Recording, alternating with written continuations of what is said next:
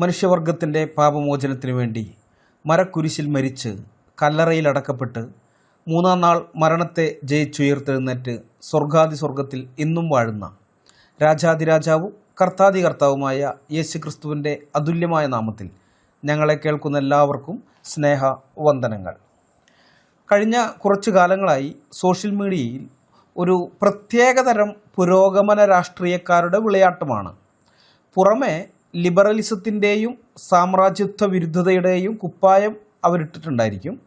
എന്നാൽ ഉള്ളിൽ കൊണ്ട് നടക്കുന്നത് ലോകത്തിലെ ഏറ്റവും മനുഷ്യത്വ വിരുദ്ധമായ, സ്ത്രീവിരുദ്ധമായ, ഇസ്ലാമിക മതാധിഷ്ഠിത ഏകാധിപത്യത്തിനായുള്ള എന്നുവെച്ചാൽ ഇസ്ലാമിക് തിയോക്രാറ്റിക് ഡിക്റ്റേറ്റർഷിപ്പിന് വേണ്ടിയുള്ള ന്യായീകരണങ്ങളായിരിക്കും. അത്തരത്തിൽ ഇറാനെയും അവിടുത്തെ പരമോന്നത നേതാവ് ആയത്തുള്ള അലി ഖമനേയിയും ഇസ്ലാമിക തീവ്രവാദത്തെയും വളരെ ബുദ്ധിപൂർവം വെള്ളപൂശാൻ ശ്രമിക്കുന്ന ഒരു വീഡിയോ കഴിഞ്ഞ ദിവസം എൻ്റെ ശ്രദ്ധയിൽപ്പെടുകയുണ്ടായി. ഇറാനിൽ ഇപ്പോൾ നടക്കുന്ന യുദ്ധത്തെക്കുറിച്ച് മല്ലു അനലിസ്റ്റ് എന്ന ചാനലിൽ വന്ന വീഡിയോകൾക്ക് മറുപടിയായി റിഡക്ഷോ മലയാളം എന്ന വേറൊരു ചാനലുകാരൻ ഇട്ട വീഡിയോ ആണ് അത്. ഇറാൻ വിഷയത്തിൽ ആരിഫ് ഹുസൈനും സുനിത ദേവദാസിയും തമ്മിലുള്ള ഫൈറ്റുമൊക്കെ ആ വീഡിയോയിൽ റിഡക്ഷോ മലയാളംകാരൻ ചർച്ച ചെയ്യുന്നുണ്ട്. ഞാൻ ഈ പറഞ്ഞ രണ്ട് ചാനലുകളും കാണാറില്ല. മല്ലു അനലിസ്റ്റ് ആയാലും റിഡക്ഷോ മലയാളം ആയാലും. എക്സ് മുസ്ലിമായ ഒരു നിരീശ്വരവാദി സുഹൃത്ത് എനിക്ക് അയച്ചു തന്ന ലിങ്കിൽ നിന്നാണ് ഇങ്ങനെ ഒരു വീഡിയോ ഇറങ്ങിയിട്ടുണ്ട് എന്ന് ഞാൻ അറിയുന്നത്. അപ്പോൾ ആദ്യം ഞാനിതിന് മറുപടി കൊടുക്കേണ്ട എന്നാണ് വിചാരിച്ചത്.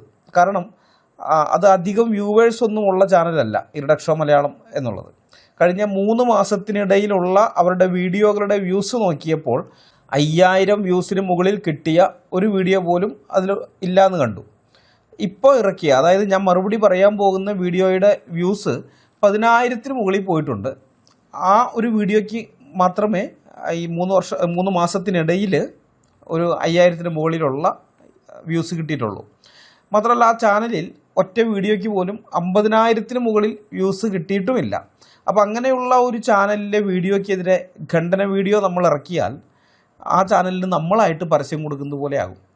ആ കാര്യമൊക്കെ ആലോചിച്ചപ്പോഴാണ് ഇതിനെ ഖണ്ഡനം നടത്തണ്ട, അവഗണിച്ചു വിടാം എന്ന് വിചാരിച്ചത്. എന്നാൽ എനിക്ക് ഈ വീഡിയോയുടെ ലിങ്ക് അയച്ചു തന്ന എക്സ് മുസ്ലിമായ ആ സ്നേഹിതൻ പറഞ്ഞത് സുനിത ദേവദാസിൻ്റെ വീഡിയോകൾക്ക് ലക്ഷങ്ങൾ വ്യൂസ് ഉണ്ടെങ്കിലും അതെല്ലാം ഈ അന്തം കമ്മികളും മദ്രസ പൊട്ടന്മാരുമാണ്. എന്നാൽ റിഡക്ഷോ മലയാളം ചാനലിന് വ്യൂസ് കുറവാണെങ്കിലും അതിലെ വീഡിയോസ് കാണുന്നത് അധികവും നിരീശ്വരവാദികളാണ്. മലയാളം യൂട്യൂബ് ചാനലുകളിൽ ഈ നിരീശ്വരവാദികൾ അക്കാദമിക്കലായിട്ട് അത്ര സ്ട്രോങ് അല്ല. അവർ ട്രോൾ വീഡിയോകൾ ഇറക്കും, അല്ലെങ്കിൽ അതേപോലെയൊക്കെയുള്ള ആക്ഷേപഹാസമോ പരിഹാസമോ അങ്ങനെയൊക്കെ ഉള്ളതൊക്കെ ചെയ്യുമെന്നല്ലാതെ കൃത്യമായിട്ട് എവിഡൻസ് നിരത്തി, ഇപ്പോൾ നമ്മുടെ വീഡിയോയിൽ നമ്മളൊക്കെ ചെയ്യുന്നത് പോലെ പറയുന്ന കാര്യങ്ങൾക്ക് വ്യക്തമായ തെളിവുകൾ നിരത്തിക്കൊണ്ടുള്ള അവതരണം. അപ്പോൾ അത് നിരീശ്വരവാദികളുടെ ഇടയിൽ വളരെ കുറവാണ്. അപൂർവം ചിലരൊക്കെ അത് ചെയ്യുന്നുള്ളൂ. അപ്പോൾ അങ്ങനെയുള്ളതിന് ബദലായിട്ടാണ് നിരീശ്വരവാദികളിൽ പലരും ഈ റിഡക്ഷോ മലയാളം എന്ന് പറയുന്ന ചാനലിനെ കാണുന്നത്. കാരണം അതിൻ്റെ പുറയിലുള്ളത് ബുദ്ധിജീവികളാണെന്നും അവർ അക്കാദമിക്കലായിട്ട് വളരെ സ്ട്രോങ് ആണെന്നൊക്കെ ഇവരുടെ ഈ നിരീശ്വരവാദികളുടെ ഗ്രൂപ്പുകളിൽ സംസാരമുണ്ട്. അപ്പോൾ അതുകൊണ്ട് തന്നെ ഈ ബുദ്ധിജീവികളായ നിരീശ്വരവാദികളുടെ ഇടയിൽ സ്വാധീനം ചെലുത്താൻ ഇവർക്ക് കഴിയും എന്നാണ് ആ സ്നേഹിതൻ എന്നോട് പറഞ്ഞത്. അപ്പോൾ അത് കേട്ടപ്പോൾ ഞാൻ ആ വീഡിയോയുടെ കമൻറ്റ് ബോക്സ് പരിശോധിച്ചു. ആ കമൻറ്റ് ബോക്സ് കണ്ടപ്പോഴാണ് ഇതിനൊരു മറുപടി കൊടുക്കാം എന്ന് ഞാൻ വിചാരിച്ചതും ഈ മറുപടി വീഡിയോ ചെയ്യുന്നതും. ഇത് 1ാം ഭാഗമാണ്. ദൈവം അനുവദിച്ചാൽ എത്രയും വേഗം തന്നെ 2ാം ഭാഗവും ഇറക്കാം. സാധാരണഗതിയിൽ ഞാനൊരു മറുപടി വീഡിയോ ചെയ്യുമ്പോൾ ആദ്യം തന്നെ എതിർപക്ഷത്തുള്ള ആളുടെ ഭാഗം കേൾപ്പിച്ചതിന് ശേഷം, വീഡിയോയിൽ നിന്ന് അത് കട്ട് ചെയ്തെടുത്ത് കേൾപ്പിച്ചതിന് ശേഷമായിരിക്കും എനിക്ക് പറയാനുള്ള മറുപടി പറയുന്നത്. എന്നാൽ ഈ വീഡിയോ വളരെ തിരക്കുകൾക്കിടയിൽ ചെയ്യേണ്ടി വന്ന ഒരു വീഡിയോ ആയതുകൊണ്ട് എതിർഭാഗത്തിൻ്റെ വീഡിയോയിൽ നിന്ന് വേണ്ട ഭാഗങ്ങൾ കട്ട് ചെയ്തെടുക്കാൻ നിന്നാൽ എൻ്റെ മറ്റു പല വർക്കുകളും അവതാളത്തിലാകും എന്നതുകൊണ്ട് ഞാൻ അവരുടെ ഭാഗം കട്ട് ചെയ്ത് എടുത്ത് കേൾപ്പിക്കുന്നില്ല. അവരെന്താണ് പറയുന്നുള്ളത്, അല്ലെങ്കിൽ അവരുടെ വാദം എന്താണെന്നുള്ളത് ഞാൻ തന്നെ പറയാം. അതിനുള്ള മറുപടിയും ഞാൻ പറയാം. മാത്രമല്ല ഈ റിഡക്ഷോ മലയാളം ചാനലുകാരനും ഇതേ ശൈലി തന്നെയാണ് ഉപയോഗിച്ചിരിക്കുന്നത്. അദ്ദേഹവും മല്ലു അനലിസ്റ്റിൻ്റെ ഈ വീഡിയോ ക്ലിപ്പുകൾ കേൾപ്പിച്ചിട്ട് മറുപടി പറയുകയല്ല, അവരുടെ വാദങ്ങൾ അദ്ദേഹം തന്നെ പറയുന്നു, എന്നിട്ട് അദ്ദേഹം തന്നെ അതിന് മറുപടി പറയുകയുമാണ്. അപ്പോൾ അതേ ശൈലി തന്നെയാണ് ഞാനും ഈ വീഡിയോയിൽ ഉപയോഗിക്കുന്നത്. ഈ മല്ലു അനലിസ്റ്റിനെ വിമർശിക്കുക എന്ന വ്യാജേനെ റിഡക്ഷോ മലയാളം ഇറക്കിയ ആ വീഡിയോ യഥാർത്ഥത്തിൽ ലക്ഷ്യം വെക്കുന്നത് ഇറാൻ എന്ന ഇസ്ലാമിക് റിപ്പബ്ലിക്കിൻ്റെ ചോര പുരണ്ട കൈകൾ കഴുകി വൃത്തിയാക്കുക എന്നതാണ്. സാധാരണക്കാരന് ഒറ്റ കേൾവിയിൽ അത് മനസ്സിലായെന്ന് വരില്ല. എന്നാൽ കാര്യങ്ങളെ ആഴത്തിൽ വിശകലനം ചെയ്ത് മനസ്സിലാക്കുന്ന മനുഷ്യർക്ക് ഒറ്റ കേൾവി പോലും വേണ്ടതാനും. അതിനു മുമ്പേ അക്കാര്യം മനസ്സിലാകുകയും ചെയ്യും. ഈ വീഡിയോയിൽ നമ്മൾ റിഡക്ഷോ മലയാളം ചാനലിൽ വന്ന ആ വീഡിയോയുടെ പൊള്ളത്തരങ്ങൾ, അതിലെ നുണകൾ, അർദ്ധസത്യങ്ങൾ, പിന്നെ അവർ നിരത്തുന്ന വിചിത്രമായ ലോജിക്കൽ ഫാലസികൾ എന്നിവയൊക്കെയാണ് പരിശോധിക്കാനായിട്ട് പോകുന്നത്. ആ വീഡിയോയുടെ തുടക്കത്തിൽ തന്നെ അവരൊരു വലിയൊരു ആരോപണം ഉന്നയിക്കുന്നുണ്ട്. അതായത് ഇറാനിലെ ഭരണകൂടത്തെ വിമർശിക്കുന്ന ലിബറലുകൾക്ക് പെർഫെക്റ്റ് വിക്ടിംസിനെ മാത്രമേ ഇഷ്ടമുള്ളൂ എന്ന്. ഒരു സാമ്രാജ്യത്വ ശക്തി ഇറാനിൽ ഇടപെടൽ നടത്തുമ്പോൾ, അതായത് അമേരിക്ക ഇറാനിൽ ആക്രമണമൊക്കെ നടത്തുമ്പോൾ, അമേരിക്കയും ഇസ്രായേലൊക്കെ ആക്രമണം നടത്തുമ്പോൾ അവിടുത്തെ ഈ ഇറാനിലെ ഭരണ സംവിധാനം ഉണ്ടല്ലോ, ഖമനയുടെ ഭരണകൂടം, അത് ഇംപെർഫെക്റ്റ് ആണ്, അഥവാ പൂർണ്ണതയുള്ളതല്ല എന്ന കാരണം പറഞ്ഞ് ഈ മല്ലു അനലിസ്റ്റൊക്കെ ഇരകൾക്കൊപ്പം, അതായത് ഇറാനൊപ്പം നിൽക്കാതിരിക്കുന്നു എന്നാണ് ഇവരുടെ കണ്ടെത്തൽ. ഈ വാദം സ്ഥാപിച്ചെടുക്കാൻ ഇവർ കേരളത്തിൽ ഒരു ബസ്സിൽ വെച്ച് നടന്ന സവാദ് മസ്താനി വിഷയമൊക്കെ വളരെ വക്രീകരിച്ച് വലിച്ചിഴയ്ക്കുന്നുണ്ട്. നിങ്ങൾക്ക് ഓർമ്മ കാണുമെന്ന് ഞാൻ വിചാരിക്കുന്നു. ഈ ബസ്സിൽ യാത്ര ചെയ്തിരുന്ന മസ്താനി എന്ന സ്ത്രീക്ക് നേരെ ലൈംഗിക അധിക്ഷേപം, വളരെ വൃത്തികെട്ട, വളരെ വൾഗറായിട്ടുള്ള കാര്യം ചെയ്ത സവാദ് എന്ന വ്യക്തിയെ ഒരുപക്ഷെ നിങ്ങൾ മറന്നു കാണില്ല എന്ന് ഞാൻ വിചാരിക്കുന്നു. ആ വിഷയത്തിലെ ആളുകൾ പ്രതികരിച്ച രീതിയൊക്കെയാണ് ഈ റിഡക്ഷോ മലയാളംകാരൻ ഉദാഹരണമായിട്ട് എടുത്തുകൊണ്ട് വരുന്നത്. കാരണം പലരും അന്ന് ആ വാർത്തകൾക്ക് കീഴിൽ കമൻറ്റ് ചെയ്തത് ഈ സവാദ് ചെയ്തത് മോശമാണെന്ന് ഞങ്ങൾക്കറിയാം, പക്ഷേ ഈ മസ്താനി എന്ന സ്ത്രീ അവരുടെ ഇൻസ്റ്റഗ്രാമിലൊക്കെ വളരെ ന്യൂഡായിട്ടുള്ളതും അല്ലെങ്കിൽ ന്യൂഡിറ്റിയും സ്കിൻ എക്സ്പോഷറും ഒക്കെ കാണിക്കുന്ന സ്ത്രീയാണ്. അങ്ങനെയുള്ളവൾ ഇങ്ങനെ ഒരു കാര്യം പറയുന്നതിൽ ന്യായമില്ല. അവളെ ഒരു ഫെമിനിസ്റ്റായിട്ടോ ഒരു വലിയ സംഭവമായിട്ടോ ഒന്നും പറയേണ്ട കാര്യമില്ല എന്നാണ് പലരും കമൻറ്റ് ചെയ്തത്. അപ്പോൾ ഇദ്ദേഹം പറയുന്നത്, ഇങ്ങനെയുള്ള വിമർശനം ഉന്നയിച്ചവരുടെ മനസ്സിലൊരു പെർഫെക്റ്റ് സ്ത്രീ സങ്കല്പമുണ്ട്. അടങ്ങി ഒതുങ്ങി സ്കിൻ എക്സ്പോഷർ ഒന്നുമില്ലാത്ത ആണുങ്ങൾ നോക്കുമ്പോൾ തല കുനിച്ച് കാലുകൊണ്ട് കളം വരയ്ക്കുന്ന ഒരു നാണം കുണുങ്ങിയായ സ്ത്രീ. അപ്പോൾ അത്തരം സ്ത്രീകൾക്കെതിരെ നടക്കുന്ന ലൈംഗിക അധിക്ഷേപങ്ങൾ മാത്രമേ നമ്മൾ പ്രതികരിക്കേണ്ടതുള്ളൂ എന്നാണ് ഈ വിമർശകരുടെ ചിന്താരീതി. അങ്ങനെയുള്ള ഒരാളാണ് മല്ലു അനലിസ്റ്റ് എന്നാണ് റിഡക്ഷോ മലയാളംകാരൻ ആരോപിക്കുന്നത്. അതായത് പുറമേക്ക് പുരോഗമനം പറയുമെങ്കിലും സ്വന്തം മനസ്സിലുള്ള സ്ത്രീ സങ്കല്പത്തിന് യോജിക്കാത്തവരെ തള്ളിപ്പറയുന്ന ഒരു ലിബറൽ ആങ്ങളയുടെ വേഷമാണ് മല്ലു അനലിസ്റ്റ് ഇവിടെ കെട്ടിയാടുന്നതെന്നാണ് ഇതിലെ പ്രധാന വിമർശനം. ഇതെന്തൊരു വിചിത്രമായ വാദമാണെന്ന് നോക്കിയേ. ഇത് സ്ട്രോമാൻ ഫാലസി എന്ന് പറയുന്ന ന്യായവൈകല്യമാണ്.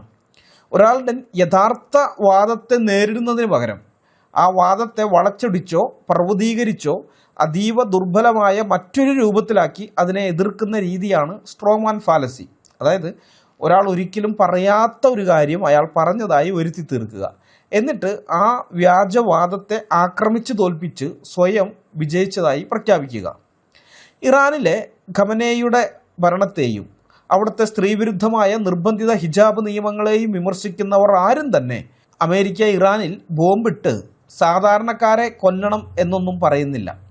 ഇറാനിലെ സ്ത്രീകൾ, രക്തസാക്ഷിയായ മഹ്സ അമിനിയെ പോലെയുള്ള പെൺകുട്ടികൾ അവരുടെ സ്വന്തം ശരീരത്തിന്മേലുള്ള അടിസ്ഥാന അവകാശങ്ങൾക്ക് വേണ്ടി പോരാടുമ്പോൾ ആ പോരാട്ടങ്ങൾക്ക് ഐക്യദാർഢ്യം പ്രഖ്യാപിക്കുന്നത് എങ്ങനെയാണ് അമേരിക്കൻ സാമ്രാജ്യത്വത്തെ പിന്തുണയ്ക്കലാകുന്നത്?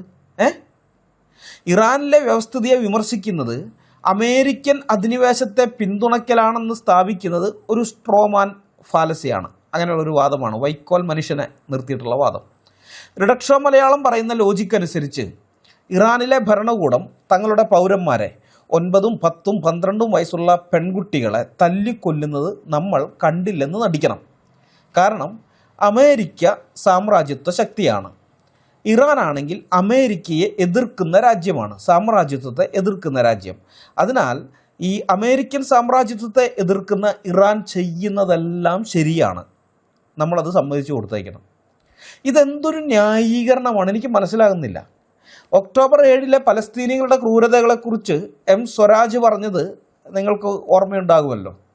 പലസ്തീനികൾ എന്തു തന്നെ ചെയ്താലും അവർ നിരപരാധികളാണ് എന്നാണ് അദ്ദേഹം പറഞ്ഞത്, എം സ്വരാജ് പറഞ്ഞത്. അതിൻ്റെ മറ്റൊരു പതിപ്പാണ് ഈ റിഡക്ഷോ മലയാളം. അമേരിക്കൻ സാമ്രാജ്യത്വത്തെ എതിർക്കുന്ന ആയത്തുള്ള അലി ഖമനേയുടെ ഭരണകൂടം സ്വന്തം സാമ്രാജ്യത്തിനകത്ത് അല്ലെങ്കിൽ സ്വന്തം രാജ്യത്തിനകത്ത് എന്തൊക്കെ വൃത്തികേടുകൾ കാണിച്ചാലും നമ്മൾ മൈൻഡ് ചെയ്യരുത്. കാരണം ഖമനേയി ഭരണകൂടം എന്ത് ചെയ്താലും അവരാണ് ശരി. അമേരിക്ക സാമ്രാജ്യത്വ ശക്തിയാണെന്ന് കരുതി ഖമനേയുടെ സദാചാര പോലീസ് ഇറാനിലെ തെരുവുകളിൽ വെച്ച് സ്വന്തം നാട്ടിലെ പെൺകുട്ടികളെ തല്ലിക്കൊല്ലുന്നതിന് നമ്മൾ കൈയടിക്കണം. സാമ്രാജ്യത്വത്തെ എതിർക്കാൻ വേണ്ടി സ്വന്തം നാട്ടിലെ സ്ത്രീകളെയും കുട്ടികളെയും യുവാക്കളെയും അടിച്ചമർത്തുന്ന ഇസ്ലാമിക ഏകാധിപത്യത്തെ പിന്തുണയ്ക്കണം എന്ന് പറയുന്ന ഈ ലോജിക്ക് ഉണ്ടല്ലോ, ഇതിവർ ഏത് യൂണിവേഴ്സിറ്റിയിൽ നിന്നാണ് പഠിച്ചത്? അല്ല, അറിയാഞ്ഞിട്ട് ചോദിക്കുകയാണ്. ഇതൊക്കെ ഇത്രയും വിവരക്കേട് നിങ്ങൾക്ക് എവിടെ നിന്ന് കിട്ടി? ഒരു ലോക്കൽ ബസ്സിൽ നടന്ന അതിക്രമത്തെ ഒരു രാജ്യം ഔദ്യോഗികമായി നിയമം മൂലം നടപ്പിലാക്കുന്ന ജെൻഡർ അപ്പാർത്തീഡുമായി, അതായത് ലിംഗവിവേചനവുമായി താരതമ്യം ചെയ്യുന്ന ഇവരുടെ തൊലിക്കട്ടി അപാരം തന്നെയാണ്, പറയാതിരിക്കാൻ നിർവാഹമില്ല. വാസ്തവത്തിൽ തൊലിക്കട്ടിയേക്കാൾ ഉപരി ഈ വാദത്തിൽ കുറേയേറെ ലോജിക്കൽ ഫാലസികളുണ്ട്. ഇവർ നിരീശ്വരവാദി ടീമുകളാണല്ലോ, അതുകൊണ്ടാണ് ഞാൻ ലോജിക്കൽ ഫാലസികൾ എന്നുള്ള നിലയിൽ എടുത്തു പറയുന്നത്. സാധാരണഗതിയിൽ ഞാൻ അങ്ങനെ ഇപ്പോൾ ബാക്കിയുള്ളവർക്കെതിരെ, സംഘികൾക്കെതിരെയോ അല്ലെങ്കിൽ ഈ കോയമാർക്കെതിരെയൊക്കെ വീഡിയോ ചെയ്യുമ്പോൾ, ജിഹാദികൾക്കെതിരെയൊക്കെ വീഡിയോ ചെയ്യുമ്പോൾ ഈ സ്ട്രോമാൻ ഫാലസികളൊന്നും പറഞ്ഞൊന്നും വരാറില്ല.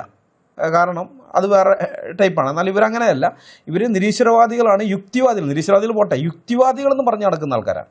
യുക്തിവാദികളാണെങ്കിൽ ഫാലസികളില്ലാതെ സംസാരിക്കാൻ പഠിക്കണം. ഒരു വാദം ഉന്നയിക്കുമ്പോൾ അതിനെക്കുറിച്ച് ശരിയായിട്ട് അപഗ്രഥനം ചെയ്ത് യാതൊരുവിധ ഫാലസികളും ഇല്ലാത്ത വാദങ്ങൾ അവതരിപ്പിക്കാൻ അവർ ശ്രമിക്കണം. അപ്പോൾ അതുകൊണ്ടാണ് ഞാൻ ഈ ലോജിക്കൽ ഫാലസികൾ എടുക്കുന്നത് കേട്ടോ.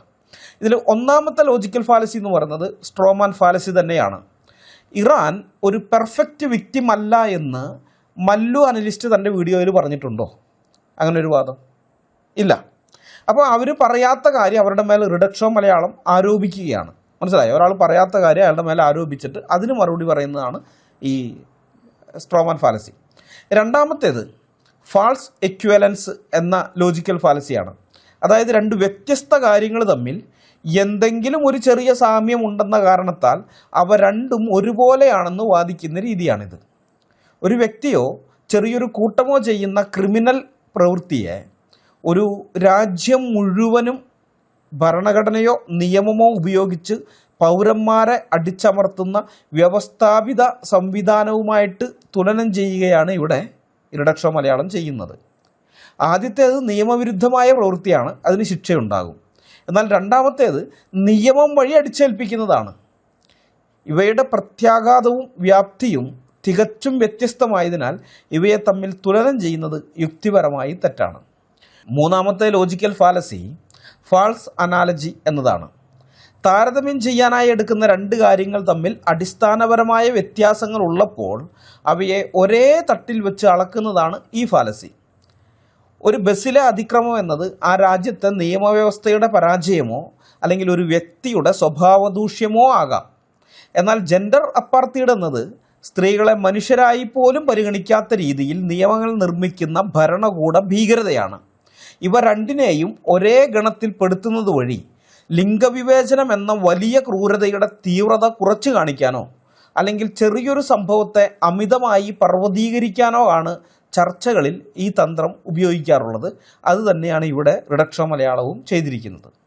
നാലാമത്തെ logical fallacy guilt by association എന്ന ലോജിക്കൽ ഫാലസിയാണ്. ഒരാളുടെ വാദത്തെ നേരിട്ട് ഖണ്ഡിക്കുന്നതിന് പകരം സമൂഹത്തിൽ പൊതുവെ വെറുക്കപ്പെട്ടതോ മോശമെന്ന് കരുതുന്നതോ ആയ മറ്റൊരു കൂട്ടരുമായി അയാളുടെ ചിന്താഗതിക്ക് അല്ലെങ്കിൽ വാദങ്ങൾക്ക് സാമ്യമുണ്ടെന്ന് വരുത്തി തീർത്ത് അങ്ങനെ ആ വാദത്തെ റദ്ദാക്കാൻ ശ്രമിക്കുന്ന രീതിയാണിത്. ഇവിടെ സവാദ് വിഷയത്തിൽ ആക്രമിക്കപ്പെട്ട സ്ത്രീയുടെ വസ്ത്രധാരണത്തെയും വ്യക്തി സ്വാതന്ത്ര്യത്തെയും വിമർശിച്ച യാഥാസ്ഥിതികരായ ആളുകളുടെ ചിന്താരീതിയും മല്ലു അനലിസ്റ്റിൻ്റെ ചിന്താരീതിയും ഒന്നാണെന്ന് സമർത്ഥിക്കാനാണ് റിഡക്ഷോ മലയാളം ശ്രമിക്കുന്നത്. മനസ്സിലായി? അതിനുവേണ്ടിയാണ് ഇതെടുത്തുകൊണ്ട് വന്നിരിക്കുന്നത്. ഇറാനിലെ ഇസ്ലാമിക ഭരണകൂടത്തെ വിമർശിക്കുന്നതിന് ലൈംഗികാതിക്രമത്തെ ന്യായീകരിക്കുന്നവരുമായി മല്ലു അനലിസ്റ്റിനെ ഉപമിക്കുന്നത് ഈ ഫാലസിയാണ്. അഞ്ചാമത്തെ ലോജിക്കൽ ഫാലസി റെഡ് ഹെറിംഗ് അഥവാ ശ്രദ്ധ തിരിച്ചുവിടൽ ഫാലസിയാണ്. അതായത് നടന്നുകൊണ്ടിരിക്കുന്ന പ്രധാന ചർച്ചയിൽ നിന്നും ആളുകളുടെ ശ്രദ്ധ തിരിക്കാനും വൈകാരികമായി അവരെ സ്വാധീനിക്കാനും വേണ്ടി തികച്ചും അപ്രസക്തമായ മറ്റൊരു വിഷയം ചർച്ചയിലേക്ക് വലിച്ചിഴയ്ക്കുന്ന തന്ത്രമാണ് റെഡ് ഹെറിംഗ് ഫാലസി എന്ന് പറയുന്നത്. അമേരിക്കൻ താൽപ്പര്യങ്ങളും ഇറാനിലെ ആഭ്യന്തര പ്രശ്നങ്ങളും ഇസ്രായേലും അമേരിക്കയും കൂടി ഇറാനുമായി നടത്തുന്ന യുദ്ധവും ഇറാൻ GCC രാജ്യങ്ങളിലേക്ക് ആക്രമണങ്ങൾ നടത്തുന്നതുമൊക്കെ ചർച്ച ചെയ്യുന്നതിനിടയിലേക്ക് കേരളത്തിൽ നടന്ന തീർത്തും വ്യത്യസ്തമായ ഒരു ലോക്കൽ ബസ്സിലെ ലൈംഗികാതിക്രമ സംഭവം വലിച്ചിഴയ്ക്കുന്നത് ഇതിനൊരു ക്ലാസിക്കൽ എക്സാമ്പിളാണ്. കാഴ്ചക്കാരിൽ വൈകാരികമായ പ്രതികരണം ഉണ്ടാക്കാൻ സവാദിൻ്റെ വിഷയം ഇരടക്ഷോ മലയാളം ഇവിടെ സമർത്ഥമായി ഉപയോഗിക്കുകയാണ്. ആറാമത്തെ logical fallacy poisoning the well എന്നതാണ്. അതായത് കിണറ്റിൽ വിഷം കലക്കുന്ന പരിപാടി. എതിരാളിയുടെ വാദങ്ങൾ കേൾക്കുന്നതിന് മുൻപ് തന്നെ കേൾവിക്കാരുടെ മനസ്സിൽ അയാൾക്കെതിരെ മുൻവിധിയും വെറുപ്പും ഉണ്ടാക്കിയെടുക്കാൻ ശ്രമിക്കുന്ന രീതിയാണ് പോയ്സണിങ് ദ വെൽ എന്ന ലോജിക്കൽ ഫാലസി. സവാദിനെ ന്യായീകരിച്ച ഓൺലൈൻ ആംഗ്ലയുടെ ക്ലാസ്സാണ് മല്ലു അനലിസ്റ്റിൻ്റേത് എന്ന് മുദ്രകുത്തി മല്ലു അനലിസ്റ്റിൻ്റെ വാദങ്ങളെ വസ്തുനിഷ്ഠമായി വിലയിരുത്തുന്നതിൽ നിന്ന് കാഴ്ചക്കാരെ പിന്തിരിപ്പിക്കാൻ ഉദ്ദേശിച്ചുള്ള തന്ത്രമാണ് റിഡക്ഷോ മലയാളം ഇവിടെ പുറത്തെടുക്കുന്നത്. ഏഴാമത്തെ ലോജിക്കൽ ഫാലസി ഓഫ് ആംബിഗിറ്റി ആണ്. ഇതിനെ എക്വിവക്കേഷൻ ഫാലസി എന്നും പറയാറുണ്ട് കേട്ടോ. പദങ്ങളുടെ അർത്ഥം സൗകര്യപൂർവ്വം മാറ്റുന്ന പരിപാടിയാണിത്. അതായത് ഒരേ വാക്ക് തന്നെയോ അല്ലെങ്കിൽ ആശയമോ തികച്ചും വ്യത്യസ്തമായ രണ്ട് സാഹചര്യങ്ങളിൽ ഒരേ അർത്ഥത്തിൽ ഉപയോഗിക്കുന്നതാണ് ഈ ഫാലസി. ഇവിടെ പെർഫെക്റ്റ് അല്ലാത്ത വിക്ടിം അഥവാ ഇംപെർഫെക്റ്റ് വിക്ടിം എന്ന ആശയമാണ് റിഡക്ഷോ മലയാളം സമർത്ഥമായി ഉപയോഗിച്ചിരിക്കുന്നത്. സവാദ് വിഷയത്തിൽ സ്ത്രീയുടെ ഇംപെർഫെക്ഷനായി ഇവിടുത്തെ ആംഗ്ലമാർ കണ്ടത് അവരുടെ വസ്ത്രധാരണ, വ്യക്തിപരമായിട്ടുള്ള അവരുടെ വസ്ത്രധാരണ രീതികളെയും ഇൻസ്റ്റഗ്രാമിൽ അവരിടുന്ന ഫോട്ടോകളെയൊക്കെയാണ്. എന്നാൽ ഇറാൻ വിഷയത്തിൽ മല്ലു അനലിസ്റ്റ് ചൂണ്ടിക്കാണിക്കുന്ന ഇംപെർഫെക്ഷൻ എന്നത് വ്യക്തിപരമായ കാര്യങ്ങളല്ല, മറിച്ച് ഒരു ഭരണകൂടം ഔദ്യോഗികമായി ചെയ്യുന്ന അഥവാ നിയമത്തിൻ്റെ പിൻബലത്തോടെ ചെയ്യുന്ന മനുഷ്യാവകാശ ലംഘനങ്ങളും ക്രൂരമായ അടിച്ചമർത്തലുകളുമാണ്. ഒരു വ്യക്തിയുടെ വസ്ത്രധാരണത്തെക്കുറിച്ചുള്ള വിമർശനവും ഒരു ഏകാധിപത്യ ഭരണകൂടത്തിൻ്റെ ക്രൂരതകളും ഇംപെർഫെക്ഷൻ എന്ന ഒരൊറ്റ കുടക്കീഴിൽ കൊണ്ടുവന്ന് തുലനം ചെയ്യുന്നത് ഈ ഫാലസിക്ക് മികച്ച ഒരു ഉദാഹരണമാണ്. 2022 സെപ്റ്റംബറിൽ ഹിജാബ് ശരിയായി ധരിച്ചില്ലെന്നാരോപിച്ച് ഗാഷ്ത് ഇർഷാദ് എന്ന ഇറാനിയൻ മോറൽ പോലീസ് അറസ്റ്റ് ചെയ്ത് കൊലപ്പെടുത്തിയ 22 വയസ്സുകാരി മഹ്സ അമിനി ഒരു പെർഫെക്റ്റ് വിക്ടിം ആകാനല്ല ശ്രമിച്ചത്. അവൾക്ക് ജീവിക്കാൻ മാത്രമാണ് ആഗ്രഹമുണ്ടായിരുന്നത്. അവൾക്ക് വേണ്ടി തെരുവിലിറങ്ങിയ ഇറാനിലെ ജനതയ്ക്ക് നേരെ ഖമേനിയുടെ ഭരണകൂടം നടത്തിയത് മൃഗീയമായ വേട്ടയാടലാണ്. അമേരിക്കൻ സാമ്രാജ്യത്വം എന്ന ഓലപ്പാമ്പിനെ കാണിച്ചതുകൊണ്ട് ആ ക്രൂരതയ്ക്കെതിരെ മിണ്ടാതിരിക്കാൻ മനസാക്ഷിയുള്ളവർക്ക് കഴിയില്ല. ഇപ്പോൾ എന്തിനധികം സംസാരിക്കുന്നത്, നമ്മുടെ മുമ്പാകെ രേഖകളുണ്ടല്ലോ, ആ രേഖകൾ സംസാരിക്കട്ടെ. United Nations independent international fact finding mission on ഇറാൻ്റെ 2026 റിപ്പോർട്ട് നമുക്ക് ഇൻ്റർനെറ്റിൽ നിന്ന് സൗജന്യമായിട്ട് ഡൗൺലോഡ് ചെയ്തെടുക്കാം. റിപ്പോർട്ടിൻ്റെ തുടക്കത്തിൽ തന്നെ അതിൻ്റെ സമ്മറി കൊടുത്തിട്ടുണ്ട്. അതിൻ്റെ മലയാള പരിഭാഷ ഞാൻ വായിക്കാം. ഹ്യൂമൻ റൈറ്റ്സ് കൗൺസിൽ പ്രമേയം 58/21 അനുസരിച്ച് സമർപ്പിച്ച ഈ റിപ്പോർട്ട് ഇസ്ലാമിക് റിപ്പബ്ലിക് ഓഫ് ഇറാനിൽ അടുത്ത കാലത്തായി നടന്നുകൊണ്ടിരിക്കുന്ന ഗുരുതരമായ മനുഷ്യാവകാശ ലംഘനങ്ങളെക്കുറിച്ചുള്ള സ്വതന്ത്ര അന്താരാഷ്ട്ര വസ്തുതാന്വേഷണ മിഷന്റെ കണ്ടെത്തലുകൾ ഏകീകരിക്കുന്നു.